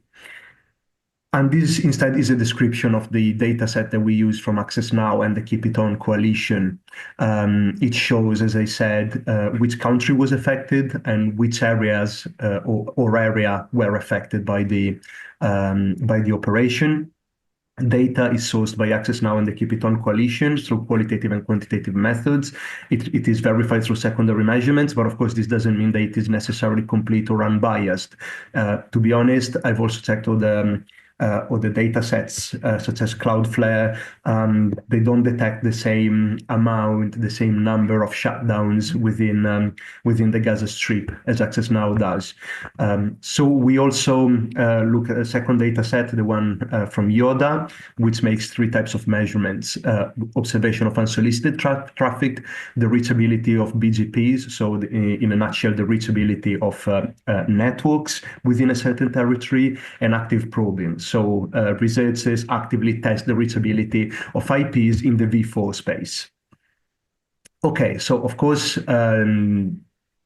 there's always a limit in measurements in this very particular and sensitive context, but this is for us to obtain a general overview of how much internet-based communication is disrupted in the Gaza Strip, and then from there try and explore how the Palestinian civil society reorganizes around it. But of course, the Palestinian situation in this moment is over-observed. It's also very sensitive, and so we expect to face suspect and skepticism towards being asked questions by foreign observers, especially observers based in countries that are friendly to Israel. We are based in Italy, both of us. It is also difficult to map organizations that support or cooperate with Palestinian civil society in Europe and outside Europe. There are questions of confidentiality, of sensitivity. It might happen, for example, that some of the answers we receive will not be immediately usable in research or in publications rather, because they might risk exposing someone. And of course, there's a matter of positionality. As I said, Pietro, my co-author, is an area expert, so we made sure that before conducting this project, we had area expertise, but at the same time, neither of the author is Palestinian-born or lives in the territory. So, of course, there's also a matter of positionality of observation viewpoint, especially being the context and the issue at stake so sensitive. So, moving instead to the preliminary findings. In this map of the Gaza Strip, you'll see in red those shutdowns that took place in one of the key dates we identified, whereas the dots in black are all the other shutdowns. There's a centroid point that is labeled Gaza Strip. Those simply indicate shutdowns that hit the whole Gaza Strip. So it shows that most shutdowns are generalized. They do not necessarily match one of the key military dates that we identified. Maybe there was something else going on that escaped our attention. We don't know that, but from the context we have, it's true, and there's evidence that shutdowns can anticipate kinetic attacks, for example, but that's not always the case. And it's also true that some of the shutdowns that were identified as Israeli provoked in the Access Now and Keep It On dataset were identified as power outage in all the datasets. Why did the power outage occur in the first place? Is it because of a general failure in the electricity grid, or was it provoked or somewhat connected to the war context, to the war scenario? Of course, that a line that is difficult to trace, so different interpretations are available, but we can see that most shutdowns, according to the data we have, are generalized, concentrated on key dates in Khan Yunis for some reason that, again, we do not have. But from this, we can get a general idea of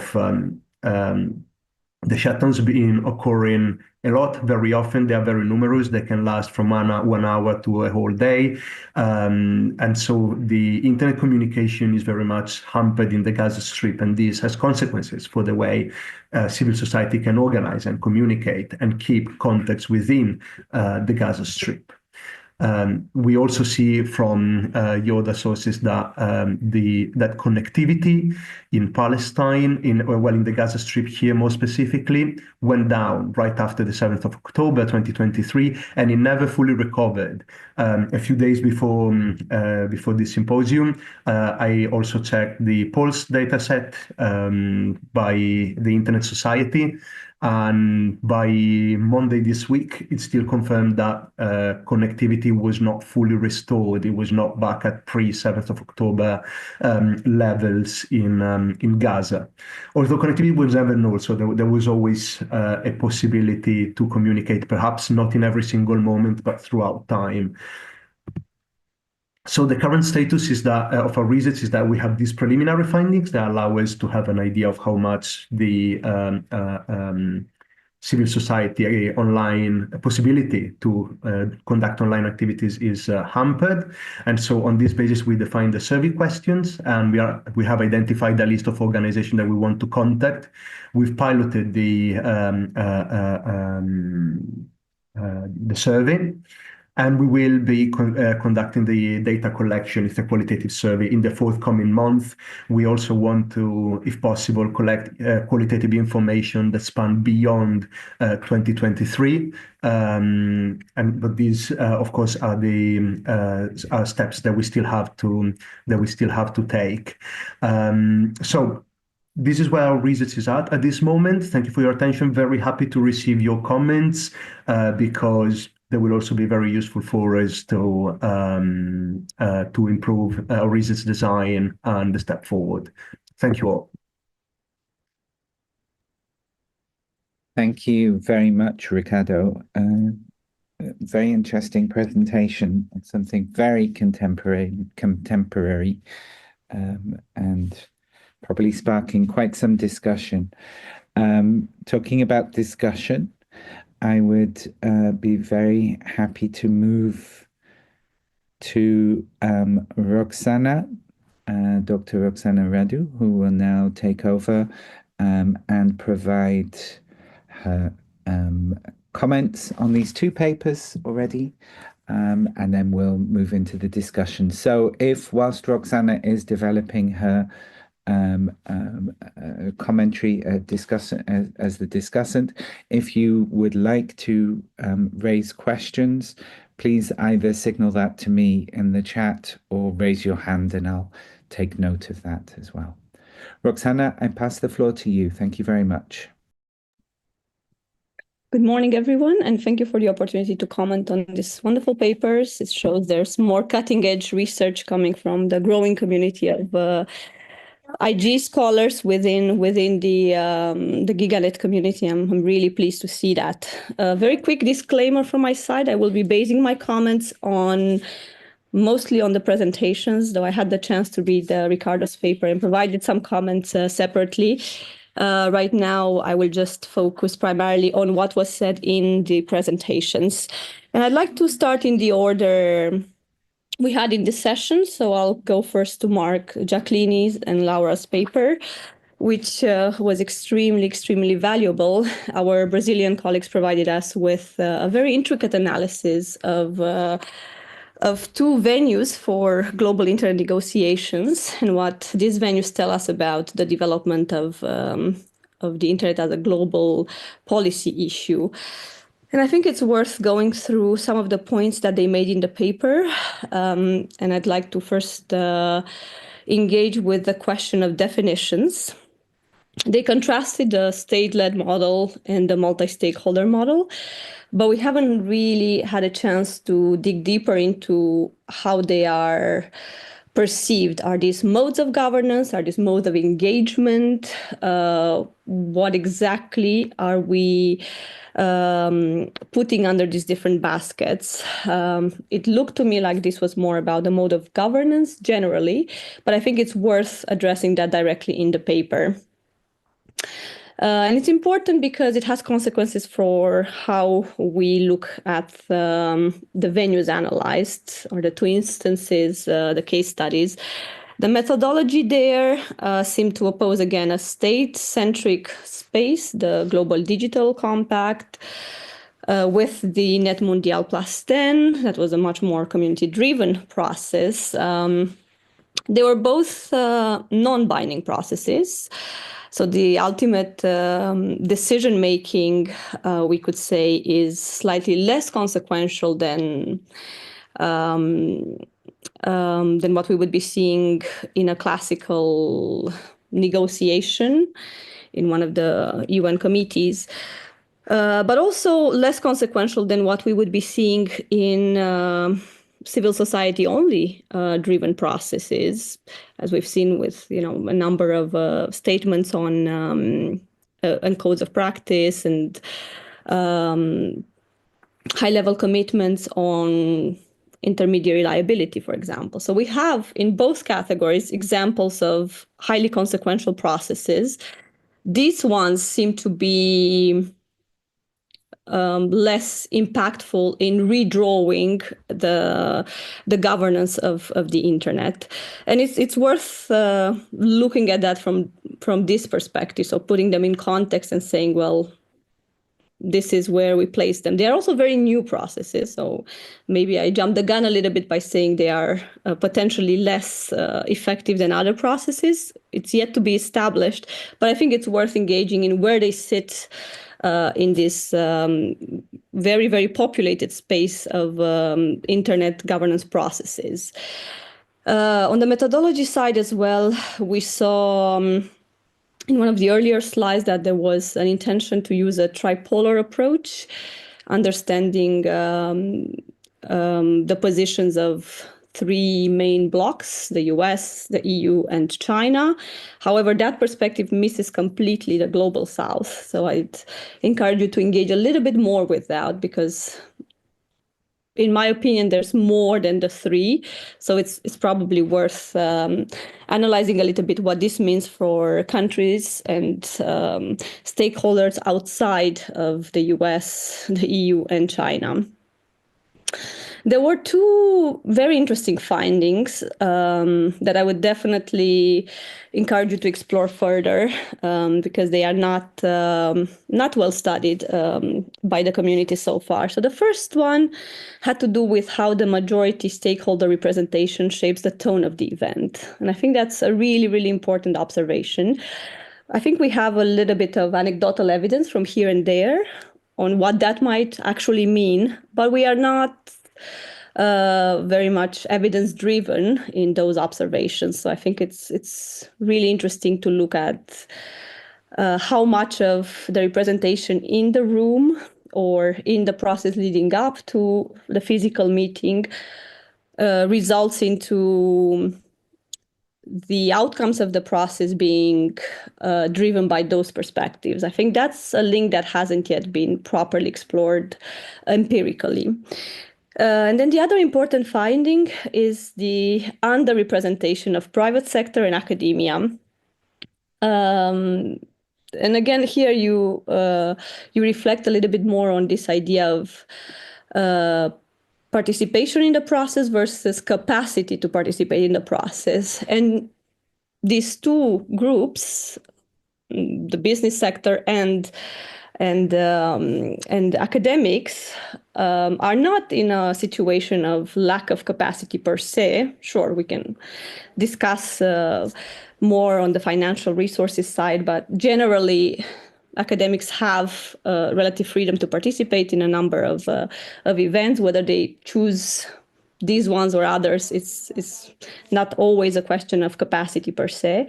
Same with the private sector. To a certain extent, they would have the means to engage, and yet we don't necessarily see them in the room.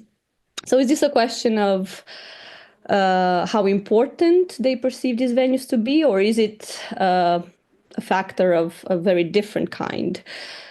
We have a number of myths going around, so we always hear the same discourse around who participates, who doesn't participate, but we're yet to have this granular understanding of why that participation looks the way it does in practice. And these two processes are very, very important instances of underrepresentation for the business community and for academia.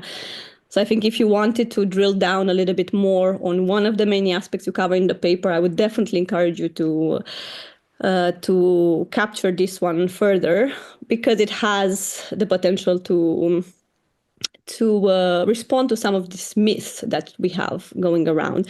So also very policy relevant. You've pointed to a future network analysis of stakeholder interactions, and I think that's a very prolific direction to explore. However, I'm wondering if there is a way to factor in who is not in the room, right? Ultimately, if we're looking at stakeholder interaction, we are by default not analyzing the absences, and that's quite interesting to explore as well. So maybe putting that in perspective, complementing this with some of the notable absences. And finally, the hybrid governance model you presented at the end is definitely something that requires more detail. Rather than one model versus the other, I think we are in a world where these models coexist, and we have to discuss multilateral engagement in parallel to a multi-stakeholder engagement, and even where they come into contact. And there are a number of instances in which we see both of them very clearly as part of some of these processes. Of the research directions that you presented at the very end, I think the question number 2 was particularly interesting. You asked what mechanisms are most appropriate to ensure meaningful input from underrepresented stakeholders. And for me, that's a reframing of a question that we've heard many, many times. How do you ensure meaningful participation is overexplored, and yet we have not yet been able to provide that set of answers that is tailored to different stakeholder groups. And in relation to the observations you've made, who is actually underrepresented in particular venues, if we find a way to come up with different pathways of engagement that are meaningful for those particular stakeholders, rather than general travel grants, general open door policies, we can actually advance this conversation on meaningful participation. So finding what's of interest and what's feasible and appropriate for the private sector. And here you particularly wanted to see more of the SMEs in the room rather than the big tech. Same with academics. We could say the same about civil society, but it's about taking that granular approach. Not everybody can participate in the same way. And so far, we've had a couple of solutions that were not necessarily tailored to the groups, but really just enhancing access and participation in a general way. And we see that this doesn't really work, because even those that have the resources might not be in the room where we think they can meaningfully contribute to the process. So I think these are excellent questions to ask going forward, and that you've done a good first analysis of where this interest might lie. I encourage you to take this forward, and I look forward to reading a new version of the paper in which you drill down on some of these important issues. I'll stop here with the first paper, and I'll offer a few comments on Riccardo and Pietro's paper, which is of a very different nature and an extremely ambitious project, extremely valuable and timely for our intergovernance conversations, yet riddled with all sorts of access methodological issues and difficulties. And I would even go as far as saying highly political ultimately. So this requires probably a restructuring of the approach to the surveys.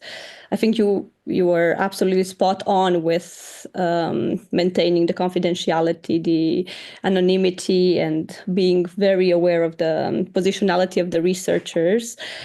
But I think in itself, this is a political project. So I would just caution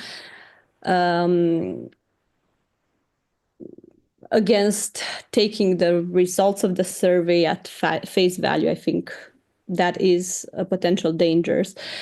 I think it's absolutely worth exploring the different strategies that civil society is exploring or has explored throughout the year of the analysis that you've been looking at. But beyond that, I would question whether you can say anything regarding the resilience that is not in part political, right? The resilience of civil society and the global strategies that they are employing towards that. I would suspect a lot of them would have to do with international support, international cooperation. So I think there is something there that you need to disentangle very carefully. And this goes to another broader observation that I had on the paper. You need to probably narrow down a little bit more the scope of the paper and potentially focus it much more on the direct impact and consequences of the shutdowns rather than civil society mobilization more broadly. Of course, there is one link there, but I think going to the bigger consequences for civil society might be a very complicated path and very hard to observe empirically.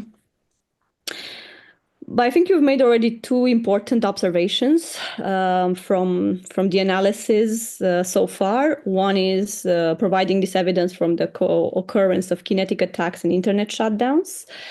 And you're able to pinpoint the precise moments and what it looked like on the ground in terms of connectivity. But you've also made a point about generalized shutdowns, which I think is worth analyzing further. I think if this is more about generalized shutdowns, it's worth considering in interaction with broader strategies of war, but also interaction with resilience patterns on the ground. One thing that was missing in both the paper and the presentation was the position and role of internet service providers. I think this is a question that is going to come up many times, because we need to know exactly what is happening and who is doing what part in the shutdowns. And I think having some sort of surveys or interviews with ISPs over there would be really helpful. And this would already be a paper in itself. So as I said, it's a very ambitious project. You might want to split this, but simply understanding how things get deployed on the ground and what that means at key points in time during a conflict situation is extremely valuable evidence. And many of these analyses have been done from a legal perspective. I think we've heard quite a bit about the international law, obligations, humanitarian law, and so on, but we haven't really seen that evidence collected and rigorously analyzed academically. There are a couple of NGOs that are doing that, but we're missing this analytical engagement, and you can absolutely do that, and it would be a very important contribution.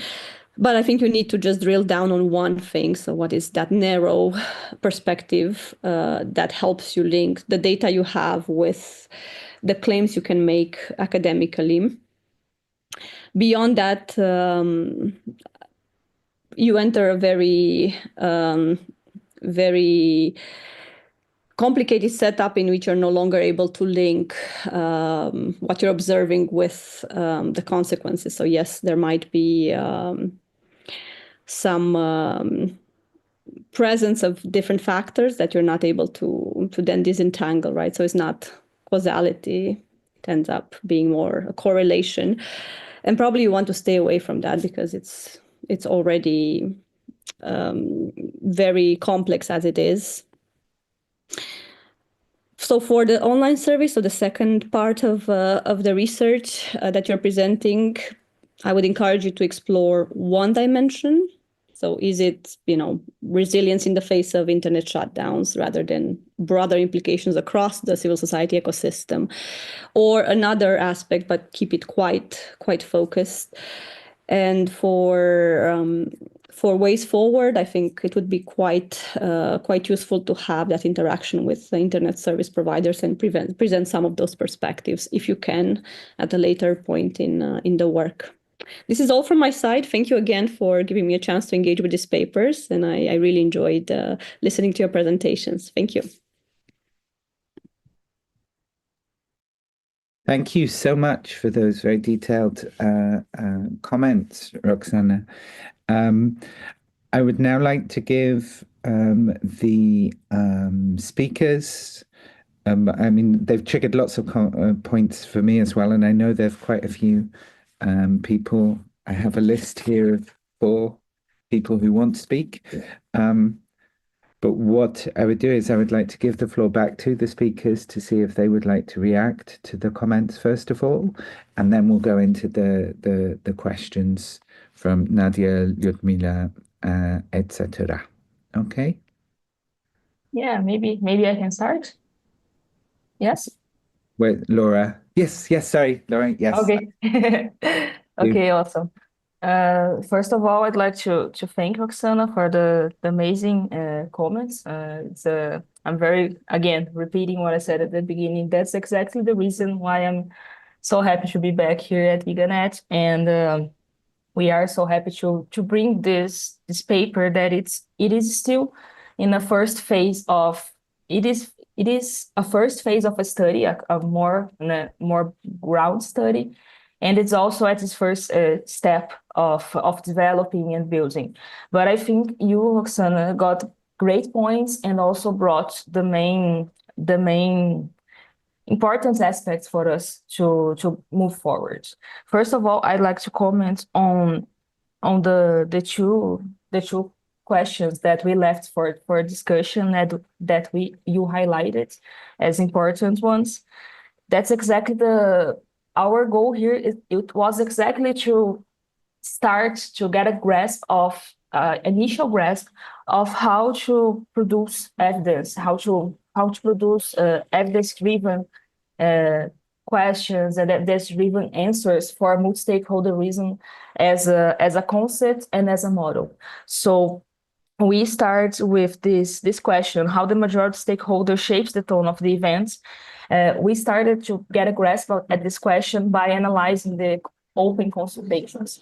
But we know that this is a first step and that it provided us with important, valuable data, but we need to move forward to understand what are, for instance, the difference between the open consultation round and then the on-the-floor round, for example, and how the stakeholders move from one venue to another.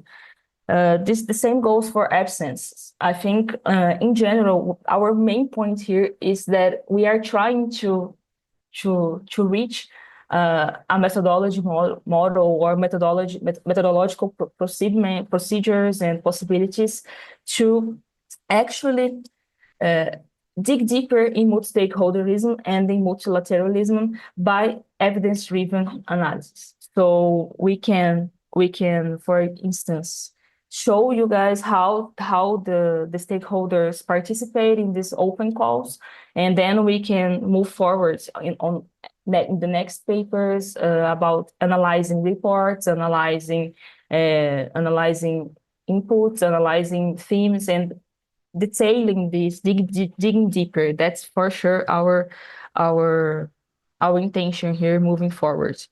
And just to comment on the main limitations, maybe, or the main aspects of our context and theoretical framework.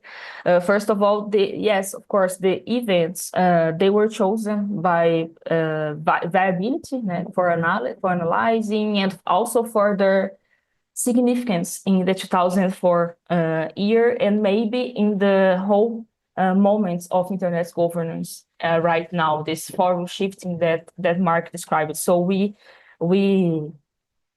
chose to work with this community-driven, like Net Mundial, based in Brazil, actually, and then we compared it with GDC. But yes, I think this is a great insight. Maybe in the more ground-based level, other events different than these big events can actually portray very interesting other possibilities for multistakeholderism. So this is very interesting, and we will be taking that into consideration. The second point, just to wrap up my answer and to pass it up to Mark to further comments, is about this tripolar approach that you mentioned. Yes, we developed this theoretical framework on a previous paper, and we, of course, highlight these three modes of governance: China, US, and the European Union. But we don't see them as exclusive modes of governance, or we exclude global South or other countries, or middle models between them. We just start with this concept to get a grasp of maybe the panoramic view of internet governance outputs and internet governance documents and everything that is going on in this huge field. But yes, we have a depth actually to go back at the tripolar approach and develop and go deeper in the middle models, or the models that do not fit these free ground great models that we are establishing. So with that, I'd like to again thank you for your comments and pass the floor to Mark to comment on. Thank you. Thank you so much, Laura. As usual, incredibly eloquent. It's easy to write papers with a co-author like you. And I'd just like to highlight that it's a pleasure to be within this cohort, because there are two authors here that we actually study a lot for this, Professor Radu and Nadia. We read both, the work of you both, actually, to shape some of our conclusions and our rationale for wanting to research this thing. So thank you for being here. So one of the things that stood out to me is that this idea of reframing how do you ensure meaningful participation, because coming from a very icon-heavy context, I hear that all the time. And indeed, it's a question that's asked literally all the time, but the answers seem to be prepackaged. We seem to have reached a point both in the scholarly work and in the community work in which the answer is more or less set, and yet those problems are not being solved. So I'd really like to explore from this particular angle that you presented of, how to exactly repackage the question, how to come out of this with a perception is this question overdone or is it under answered, let's say, and people are kind of done with it. So this is something that I think I definitely need to rest more on and discuss with my co-authors and really get to the bottom of this, because it does bring a different perspective to something that we were looking into. And also on top of that, another thing that stood out to me is the idea that these frameworks are non-binding, and I think that is 90% true, in the sense that yes, but what we perceived from both of them, and I don't know how to incorporate that into a paper, this is something worth pondering. Both these processes had consequences that transcend the policy realm a bit. They shaped a lot of actor discourse. They shaped a lot of interpretations and fueled other processes. So perhaps finding out how to actually translate this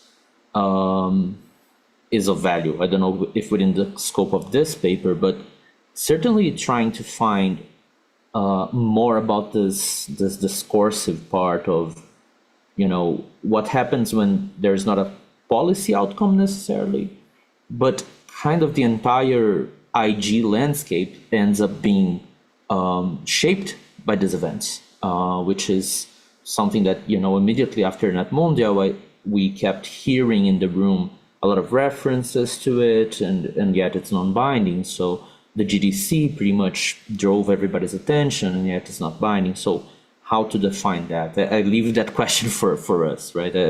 I think we need to reunite as a group and actually ask these questions to ourselves. And my final reaction is to the question of modes of government versus modes of engagement. I don't have a very clever answer to that. I think it's a good question, and something that I simply hadn't considered. Maybe my co-authors had, but within the framework of my explanation, I hadn't.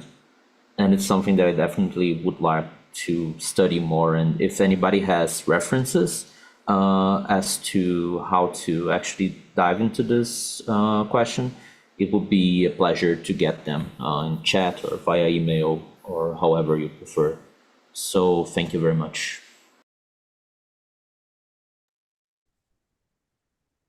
Okay, I may jump in just to quickly reply to Roxana. Thank you very much for your comments, both today and the other day with your email on the paper content. Yes, we're at a very early stage, so really we're here to take comments that help us narrowing down and defining which civic space we want to look and how to look at it. And you're right, the whole topic is very political, and it's I mean, most of the research that we do is political, but political of the sensitive kind, because it's very difficult not to say something that might be construed as justifying or not justifying something in this particular context. And this is actually a discussion Pietro and I had a few months ago when we were, for example, told about the fact that a lot of Palestinian academics based in the Gaza Strip, or they used to be based in the Gaza Strip, see a form of data extractivism in the fact that now a lot of people from outside Palestine are doing Palestine-related research, because you take data from a population, information from a population, and you build interpretations on that. And those interpretations, as I said, might justify something or something else. And this, in a way, disempowers the way the population of Gaza can construct and convey at the international level its own narratives of what is going on. It's an interpretation of what is going on, which is already heavily delegitimized in many international fora. So in the way we also framed our question, we wanted to make sure that we simply looked at how the civil society organizations reorganize. We don't want to bring an interpretation on the legitimacy of certain operations rather than others, certain actions rather than others, but rather at the cost of being on the descriptive end. We don't want to replace the Palestinian population in providing interpretations of something very sensitive and that is and quite severe that is happening to them. So. Yes, in this sense, we're going to pick up all your comments and use them to keep elaborating our research design before we actually move to the survey stage. And of course, even after conducting the survey, we will have to keep all these aspects in mind in the way we interpret and use the survey results. So yes, I don't have a final answer to your comments. Those are just things that we'll have to bear in mind and that will help us to refine our research. So this is all from me. I saw there were hands raised. So back to the moderator, I guess, Jamal. Thanks, Riccardo. Yeah, I had at least 3 hands that were raised, and I'm just checking with our fourth. No, okay. So I have 3 questions for the first round. And then in the second round, Claudio, I'll get to you and my own question. But if I could invite Nadia to unmute herself and ask her question already, be great. First of all, thank you all so much for your presentations. That was really interesting, and I'm so excited to be able to read your papers in the future. And I'm sorry, I have the flu. And if you haven't sent it anywhere for publishing, please consider Policy and Internet. We'd be very happy to see your publications turn up there because it was excellent presentation. So thank you very much. It might be very obvious, but I would love to address the paper by Mark, Jaqueline, and Laura. Very, very interesting, and thank you very much. My first question was, how do you reconcile that the GDC process was originally advertised as multi-stakeholder? Because in the beginning, everybody's very enthusiastic about it, and then afterwards, they saw the process, people were dissatisfied by it, and then they decided, well, maybe we want to influence this. People started to try to negotiate, how can we change the process to be more inclusive? And later Net Mundial was created to fill that gap. Do you feel that perhaps Net Mundial othered the GDC and therefore perhaps impacted the way that people perceive the 2 events and what their role of representation is, where governments first thought it would be all-encompassing, or at least that's what they wanted to convey, but because it was rejected by the community, that it then took a different space. So I was wondering your thoughts about this. Then I wanted to comment that I'm very excited about your discussion about academics. I was supposed to present a paper myself on multiple hats in internet governance, and specifically I was looking at academics and how they are presenting themselves in this space. However, I've opened up the scope of my research and I haven't told my supervisor, so I'm not done yet, but I'm very excited. My supervisor's looking at me very, very angry. So I'd love to join you in this discussion on your findings and perhaps look at it. My preliminary findings on this were that when we look at academia, you have 3 forms of academia. It's students who don't know where to affiliate. They just register their university and they're then perceived as academia or academics. Members of staff, and then researchers, and then teachers. And then what I've found from the concept of multiple hats is when you're a professor in disinformation or you're a professor in human rights, you don't necessarily feel that your research capabilities express what the status that you need to have in a forum like this.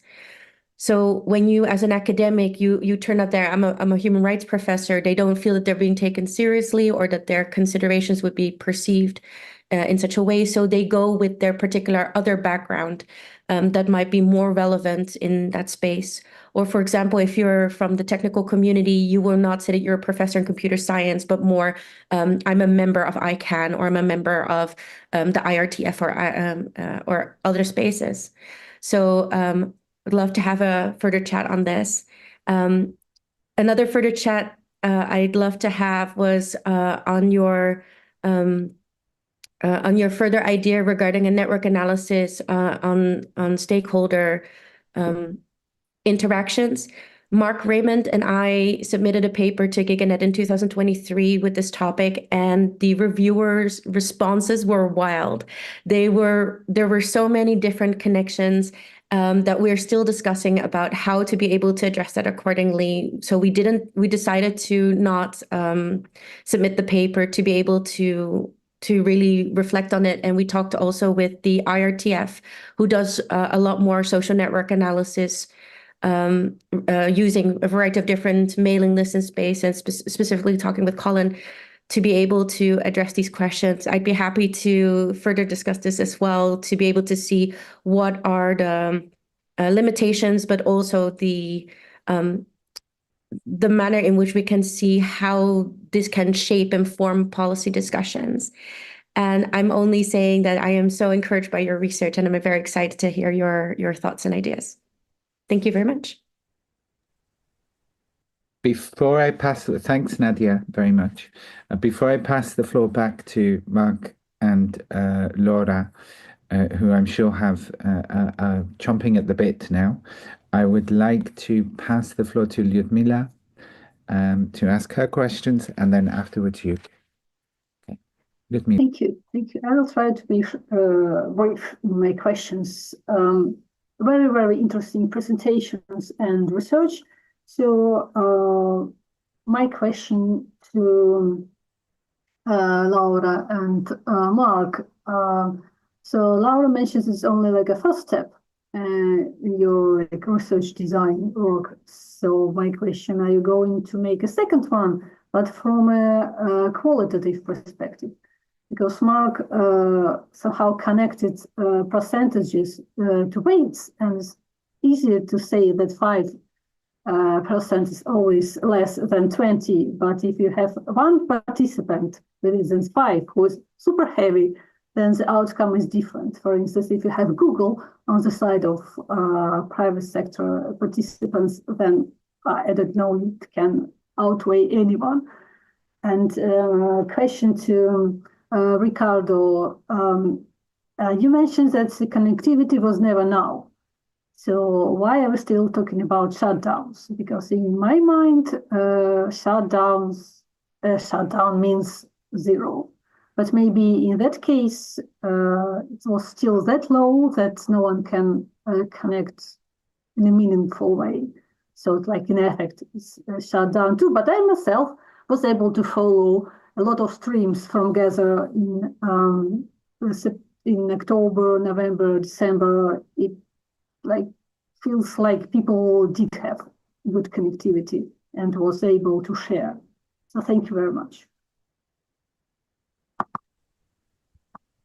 Thank you, Liudmila. Yug, we go to your question. So I hope you can keep all of these in your mind, speakers, but we'll get back to you after Yug's question. First, I just want to say that both the presentations were wonderful, and thank you to both the groups for the work that they're doing. First question /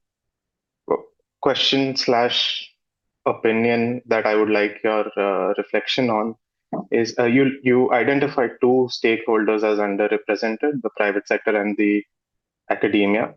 In case of private sector, you gave the hypothesis that it could be that SMEs need more capacity building. I was just wondering if the incentive structure of private sector is aligned to participating in processes that are quite abstract.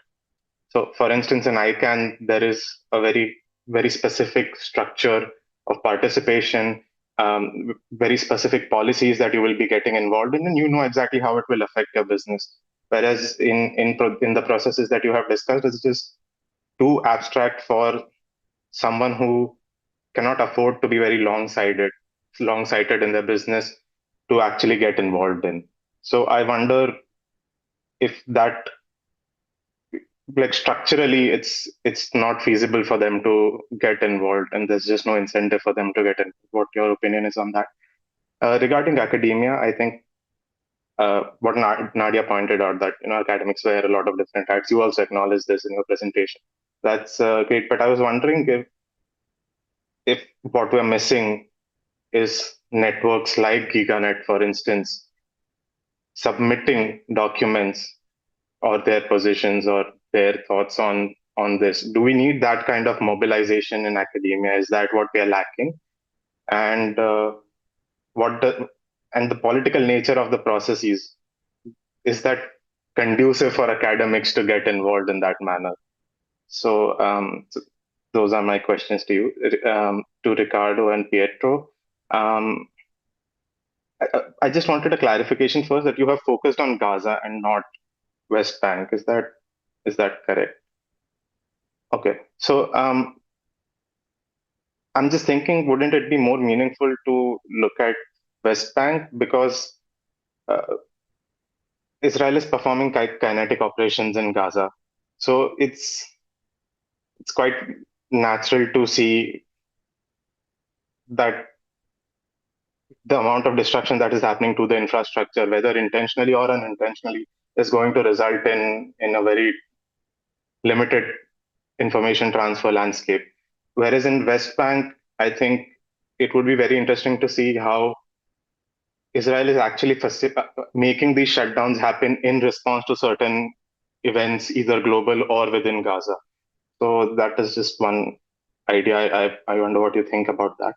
And there was one more, and just like from your literature review or just the context that you have gathered, is it really, you mentioned that the third kind of shutdowns, which is where Israel government actually mandates or enforces infrastructure providers to limit access. Do you think it is even a meaningful category in case of Gaza?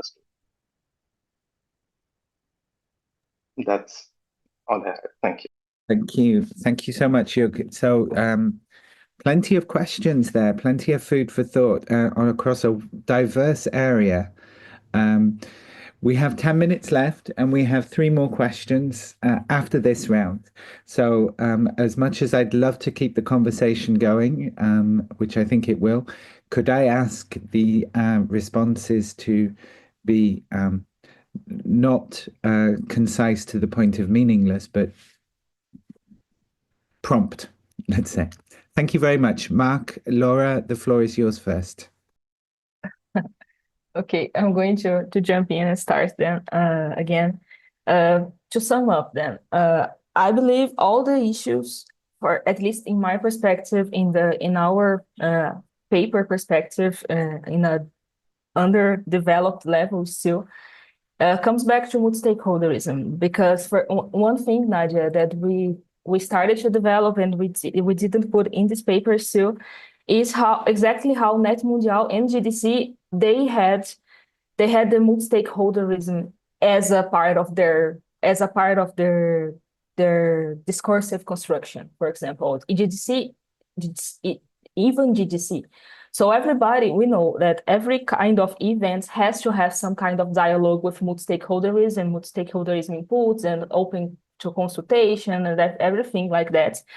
But we as academics and we as a community still don't fully understand and don't fully study and don't fully produce data about exactly what this means, exactly what does it means for GDC to claim or to start as a multi-stakeholder process, and then to Net Mundial to come and kind of take back this label, and then has their own issues with how multi-stakeholderism was developed in Net Mundial itself.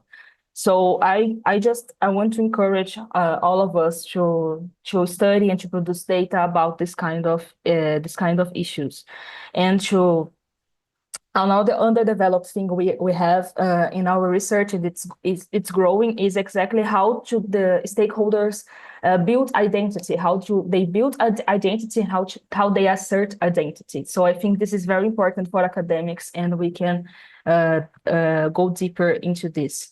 To wrap up my answer about the network interactions, this is a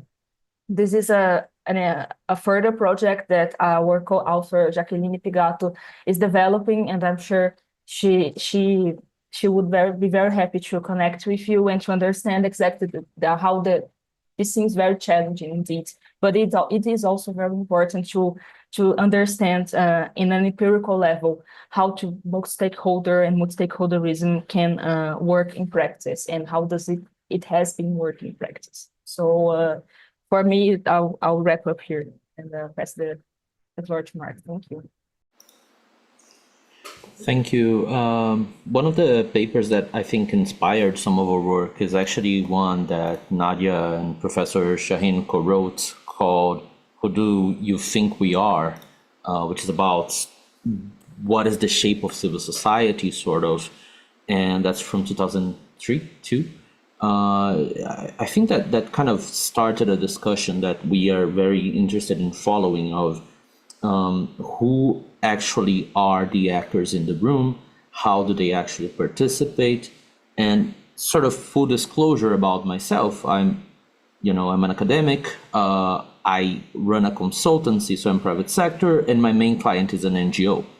So when I go into a room, I've chosen to be private sector, but I could as well represent myself in a different way. So what is the meaning of a stakeholder, right? Like this discussion, I think, is at the crux of where to move this type of research forward to me, and what do these hats mean? What do these hats in conjunction mean, right? Because when you go into a conference of this type, you're usually only allowed to tick a box, but supposing you're allowed to take multiple, what would the result be, right?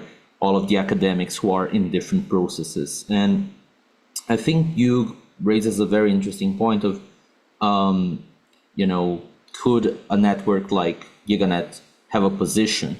And initially you would think, oh no, because different academics have different positions. But the answer to that, I think, is kind of yes, because what happens right now in this process is that we analyze, even the people who submit their opinions as academics is usually not backed by papers. It's not like a literature review of sorts. It's nothing that of that kind. It's more their personal analysis as academics. So would there being a bundle of relevant papers sent to these processes be helpful? Probably.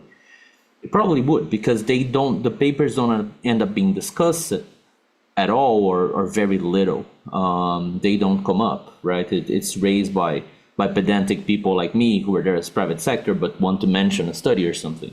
So all of these different mechanisms of how to actually bring, I think it's good to see the interest that this question raised, because it allows us to think a lot about these things. And finally, to Liudmila's question about the weight of actors. Yes, the different actors have different weight, but sometimes volume does matter. If you look into NetMondial, it's not something I had the time to explain during the presentations, but the microphones were so dominated in terms of numbers by civil society that it would be very difficult for that outcome not to be slanted towards civil society opinions. So volume does matter a lot, because if you just repeat again and again on the microphone, it becomes very illegitimate to say something different on the final declaration, right? So yes, certain actors have disproportionate power, but numbers do play a lot. This is the same thing with the GDC. You had a lot of governments there just speaking repeatedly, while civil society was siloed to very small interventions if there was time for them. So in that process, you get a lot more volume of input from governments, and then you don't get the civil society input, and then the shape is different. So yes, different weights, but volume does matter in my opinion. Thank you. Hey, great. I think we're using this as an opportunity to develop a strategic vision for GigaNet in in these multi-stakeholder forums as well. So in these multilateral stakeholder, whatever forums.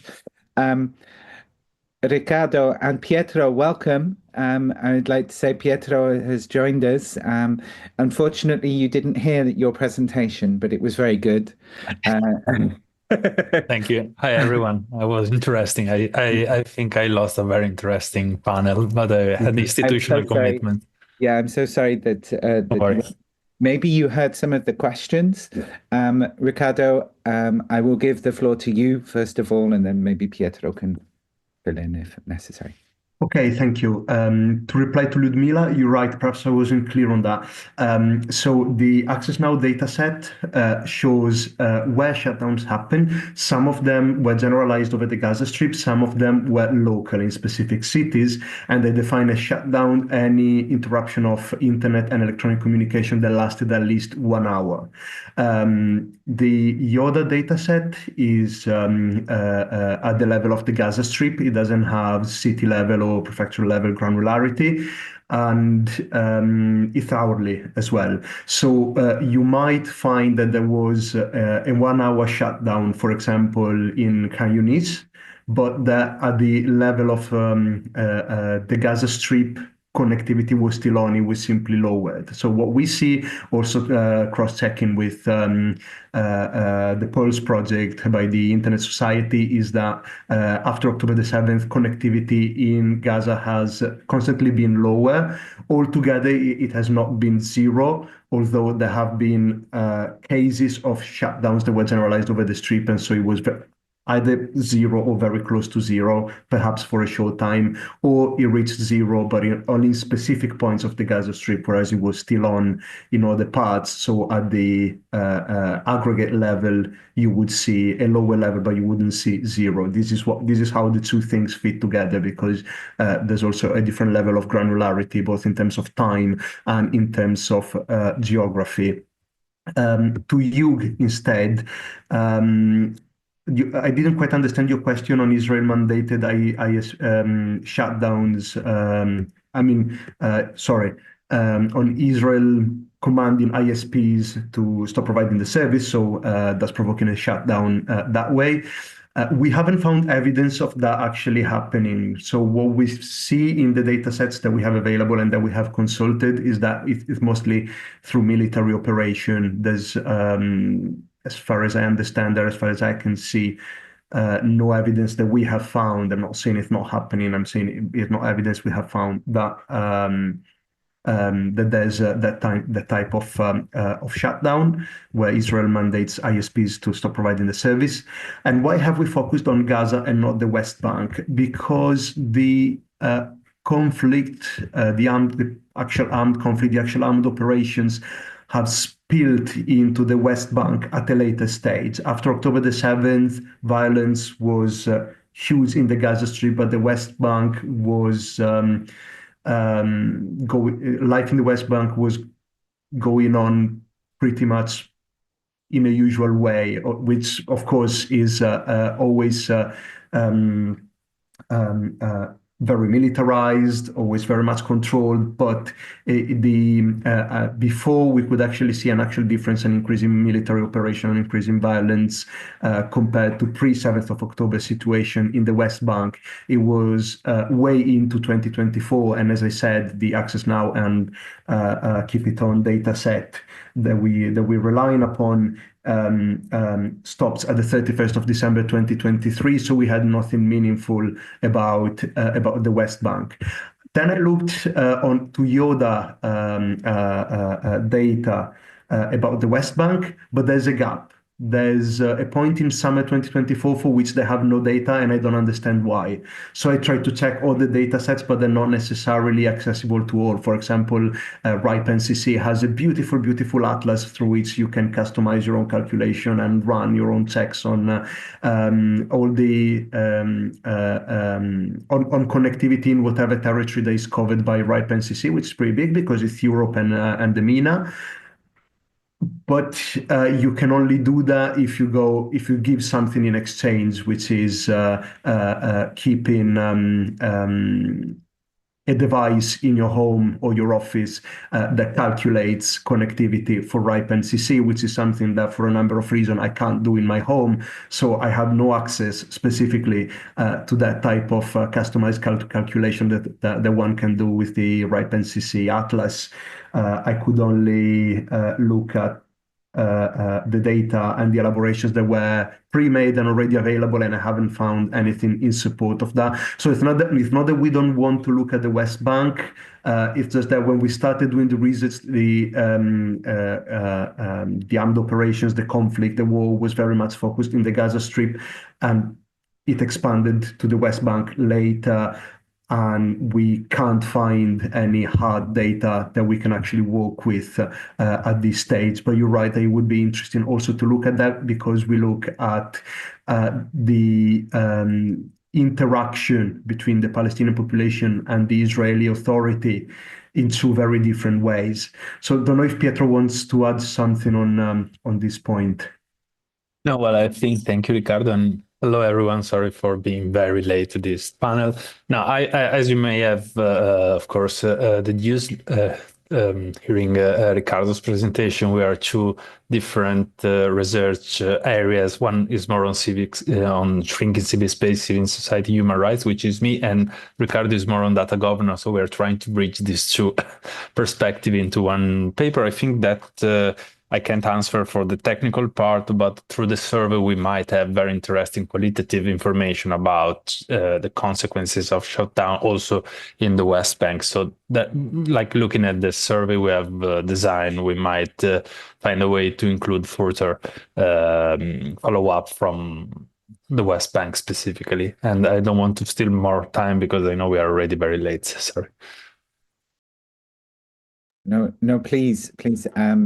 Since I have to lead the last 30 minutes, I'm also very happy for for the conversation to continue. So it's no problem. We do have two more questions, I believe. Claudio and Benjamin, and then myself. So that would be the third question. Claudio, I pass the floor to you right now. And then Benjamin. Hello. First, of course, congratulations for both presentations. And secondly, a brief recommendation and question for Riccardo and Pietro. For the theoretical framework and literature review, if you haven't already, I think you should consult the work of Stephen Feldstein on internet shutdowns. I'll maybe leave a link in the chat later on. And a brief question, are most internet shutdowns in Gaza isolated to the internet infrastructure, or are they part of larger telecom shutdowns and blackouts? Thank you.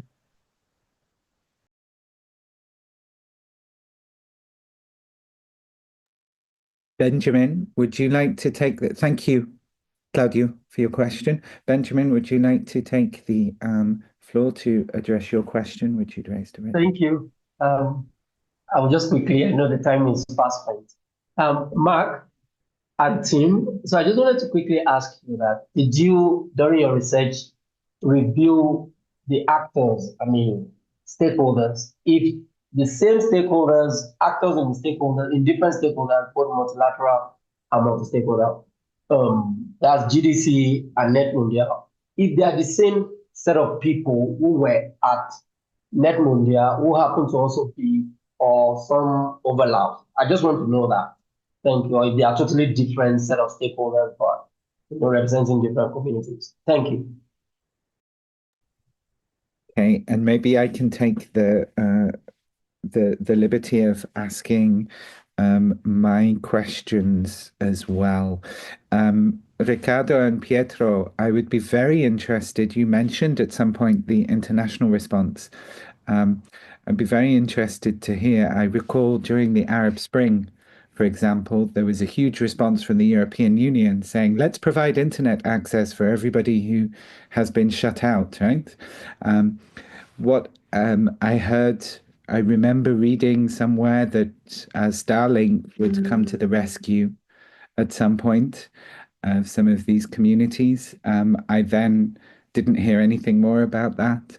I was wondering whether the international community, whether that's another research paper, and can you please write it? Because I think that would be a very important discussion point related to the question on shutdowns that are government mandated.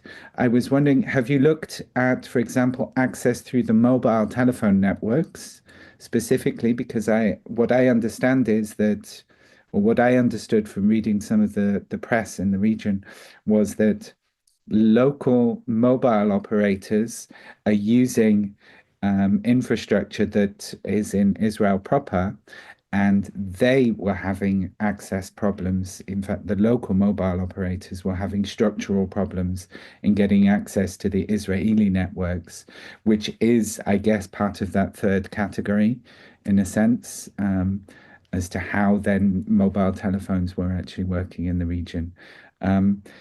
I know that there was the other problem with the infrastructure just being overloaded, with people not being able to access the internet because it was being overloaded, and then also people not being able to charge their mobile phones. But it's just that question of network provision vis-a-vis the Israeli companies that struck me.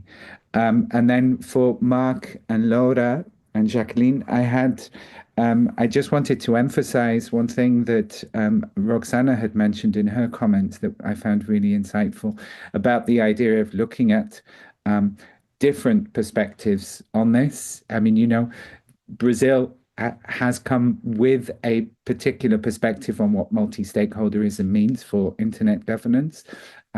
You've mentioned, of course, the broader UN perspective.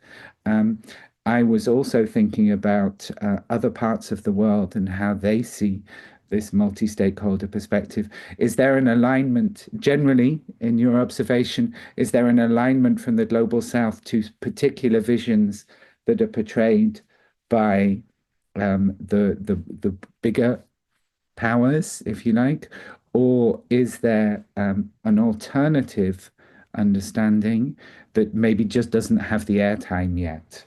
And that may come through in these different fora. So that's my two questions there, and I will pass the floor back to the speakers. Would you guys like to answer first, or should we go ahead? Well, as chair, I should tell you, Mark and Laura, I would ask you to answer first because you gave the first. You have a few comments. Thank you very much, Professor.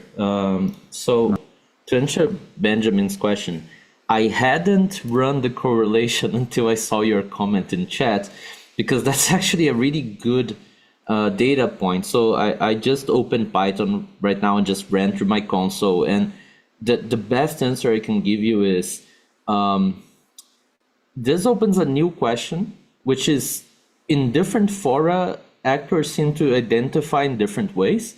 So in NetMundial, it was a lot more of individual names, and in the GDC, because of the pressures of the process, potentially, I'm making a wild assumption here, potentially people felt more inclined to register as a not a natural name, so that's interesting to begin with, that by running correlation by state, by affiliation, let's say, yeah, there's overlap, but if you run by like just the name, you see a lot more corporate or organizational names in the GDC and a lot more individual names in NetMundial. What does that mean?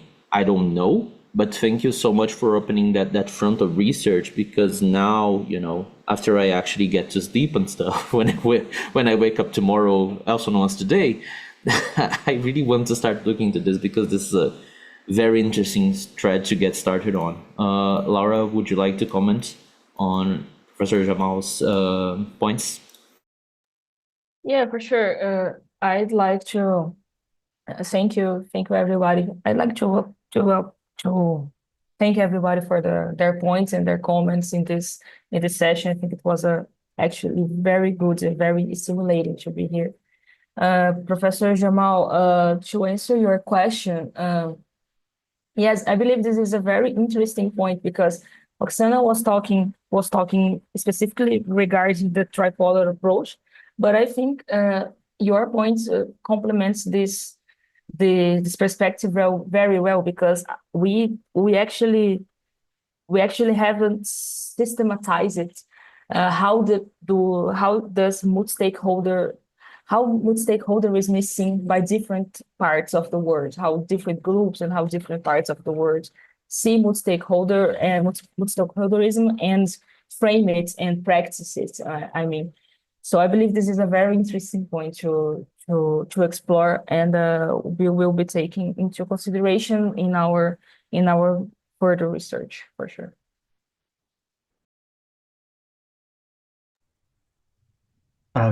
Yeah, thank you all for your questions. To reply to both Claudio and one of the questions by Jamal, according to the Access Now dataset, most of the shutdowns are both on the internet infrastructure, and it indicates internet and broadband. So that suggests it's part of a broader infrastructure shutdown of the connectivity infrastructure. So that includes telecommunications at large, not specifically internet infrastructure. But as I said, different data sets appear to perhaps disagree on whether or not there was a shutdown and what the cause was, also because it's difficult to trace back, for example, a power outage. Was that due? How much was that due to the conflict? How much was that due to third causes that might somewhat be connected to military operations, military attacks? And there's also probably a matter of definition. Perhaps someone identifies a shutdown, any outage that lasts over an hour, whereas someone else has a different minimum threshold. But based on Access Now, yes, they're usually part of broader shutdowns in telecommunication services. This perhaps also answers Jamal's question on telephony. So yes, also in those cases also the telephone lines appear, the mobile connectivity infrastructure appears to be shutting down. About the international response, yes, that's actually something I wondered on. Why was there Starlink so happily jumping in Ukraine and nothing similar in Gaza? To be honest, in hindsight, especially after news that came in the last few weeks, including yesterday, I'm not sure how much the Ukrainians are happy to be that reliant on Starlink. But yeah, it's also true that this kind of response was there for Ukraine, and it was never there for Gaza. And it's true that the European Union response was very different during the Arab Springs than and now we see a much shyer, to use a euphemism, reaction vis-a-vis what is going on in Gaza, where the European Union and its member states are very scared of calling out Israel for its actions.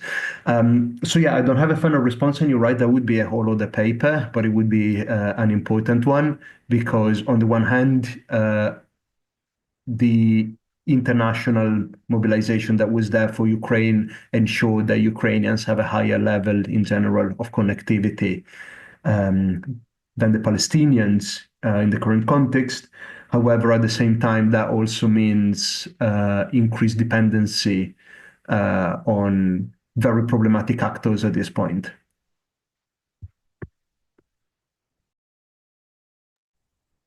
Perfect. Thank you.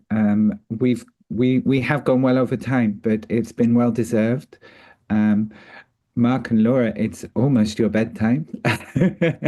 But before we wrap up this session, I'd just like to ask if there's any more. Does everybody feel their questions have been addressed? And does anybody want to add any more points? Then I propose we thank our speakers very much. Riccardo, Pietro, Mark, and Laura, thank you very much for your presentations. I'd like to thank Professor Radu, Roxana, for her insights into the papers. I think that's been very useful for everybody. And I would just like to then say thank you to everybody who participated in this session. I think it's been very rewarding across the board.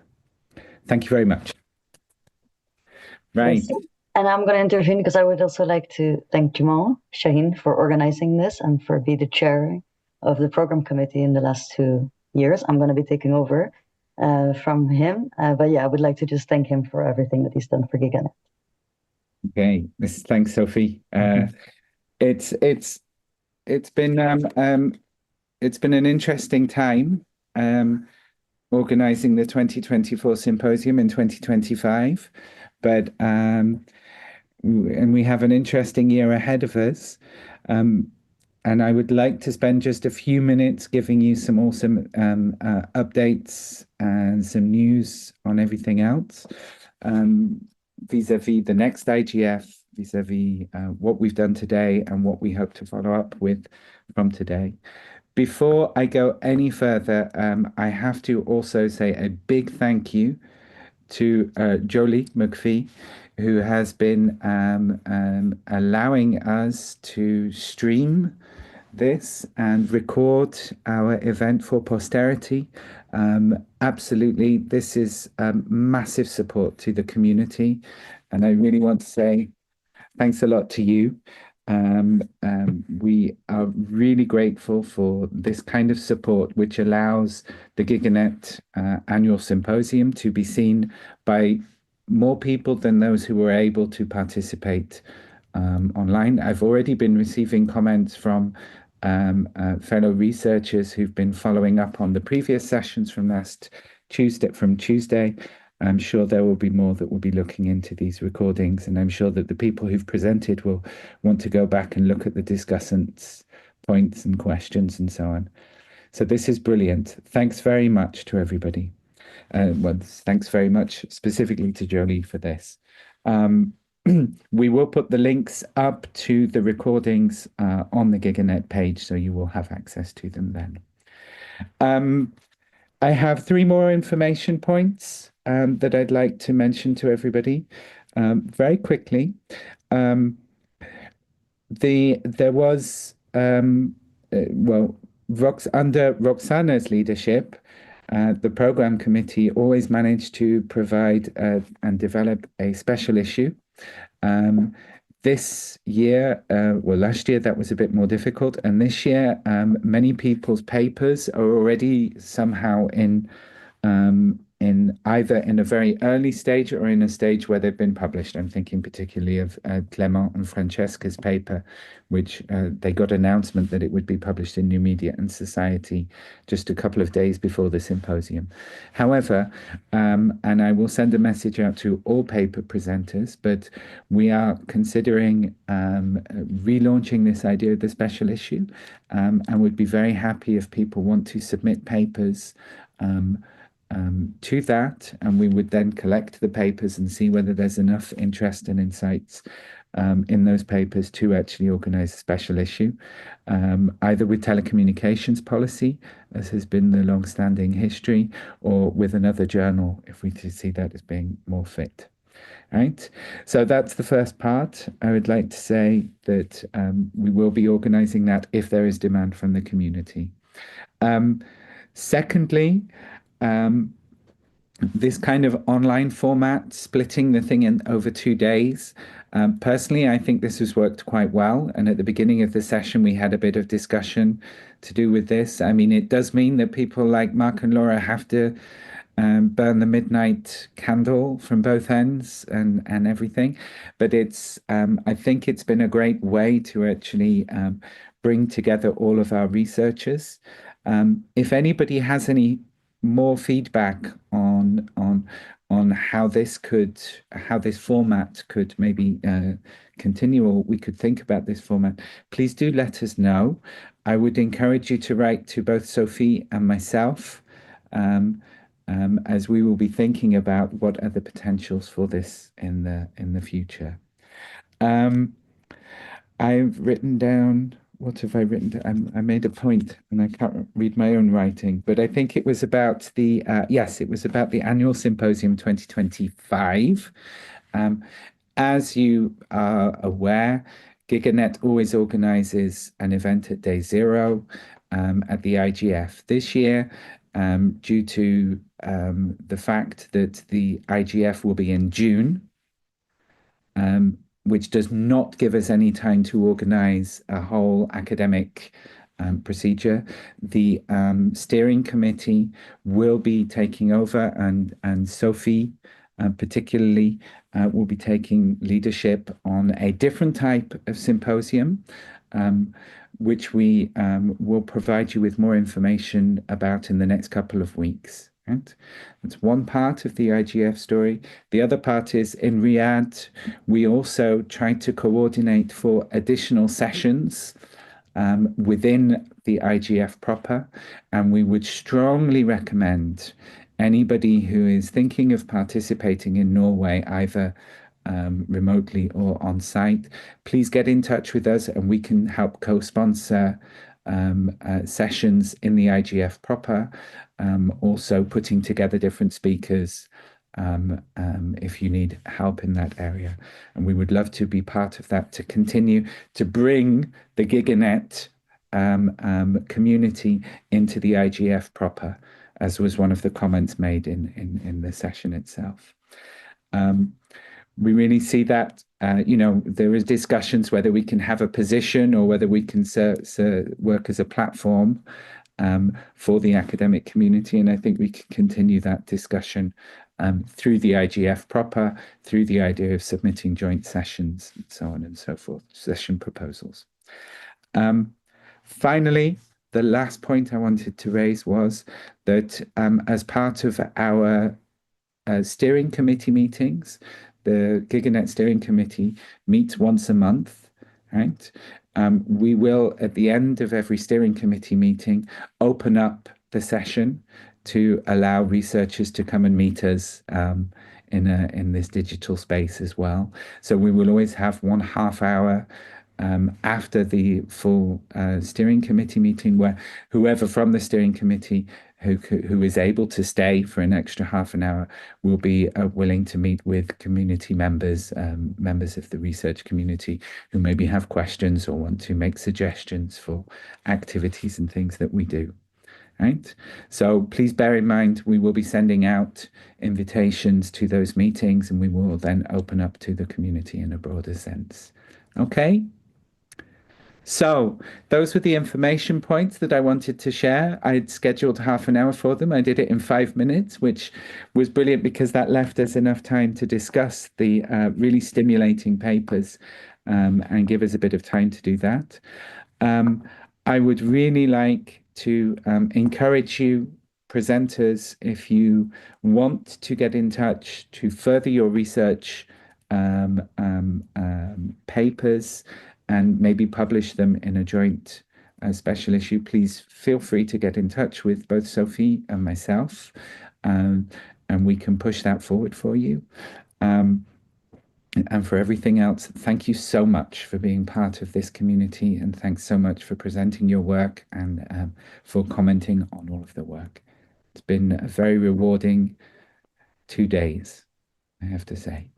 So, with that in mind, I would like to wish you all a pleasant sleep, a pleasant lunch, or a pleasant coffee break.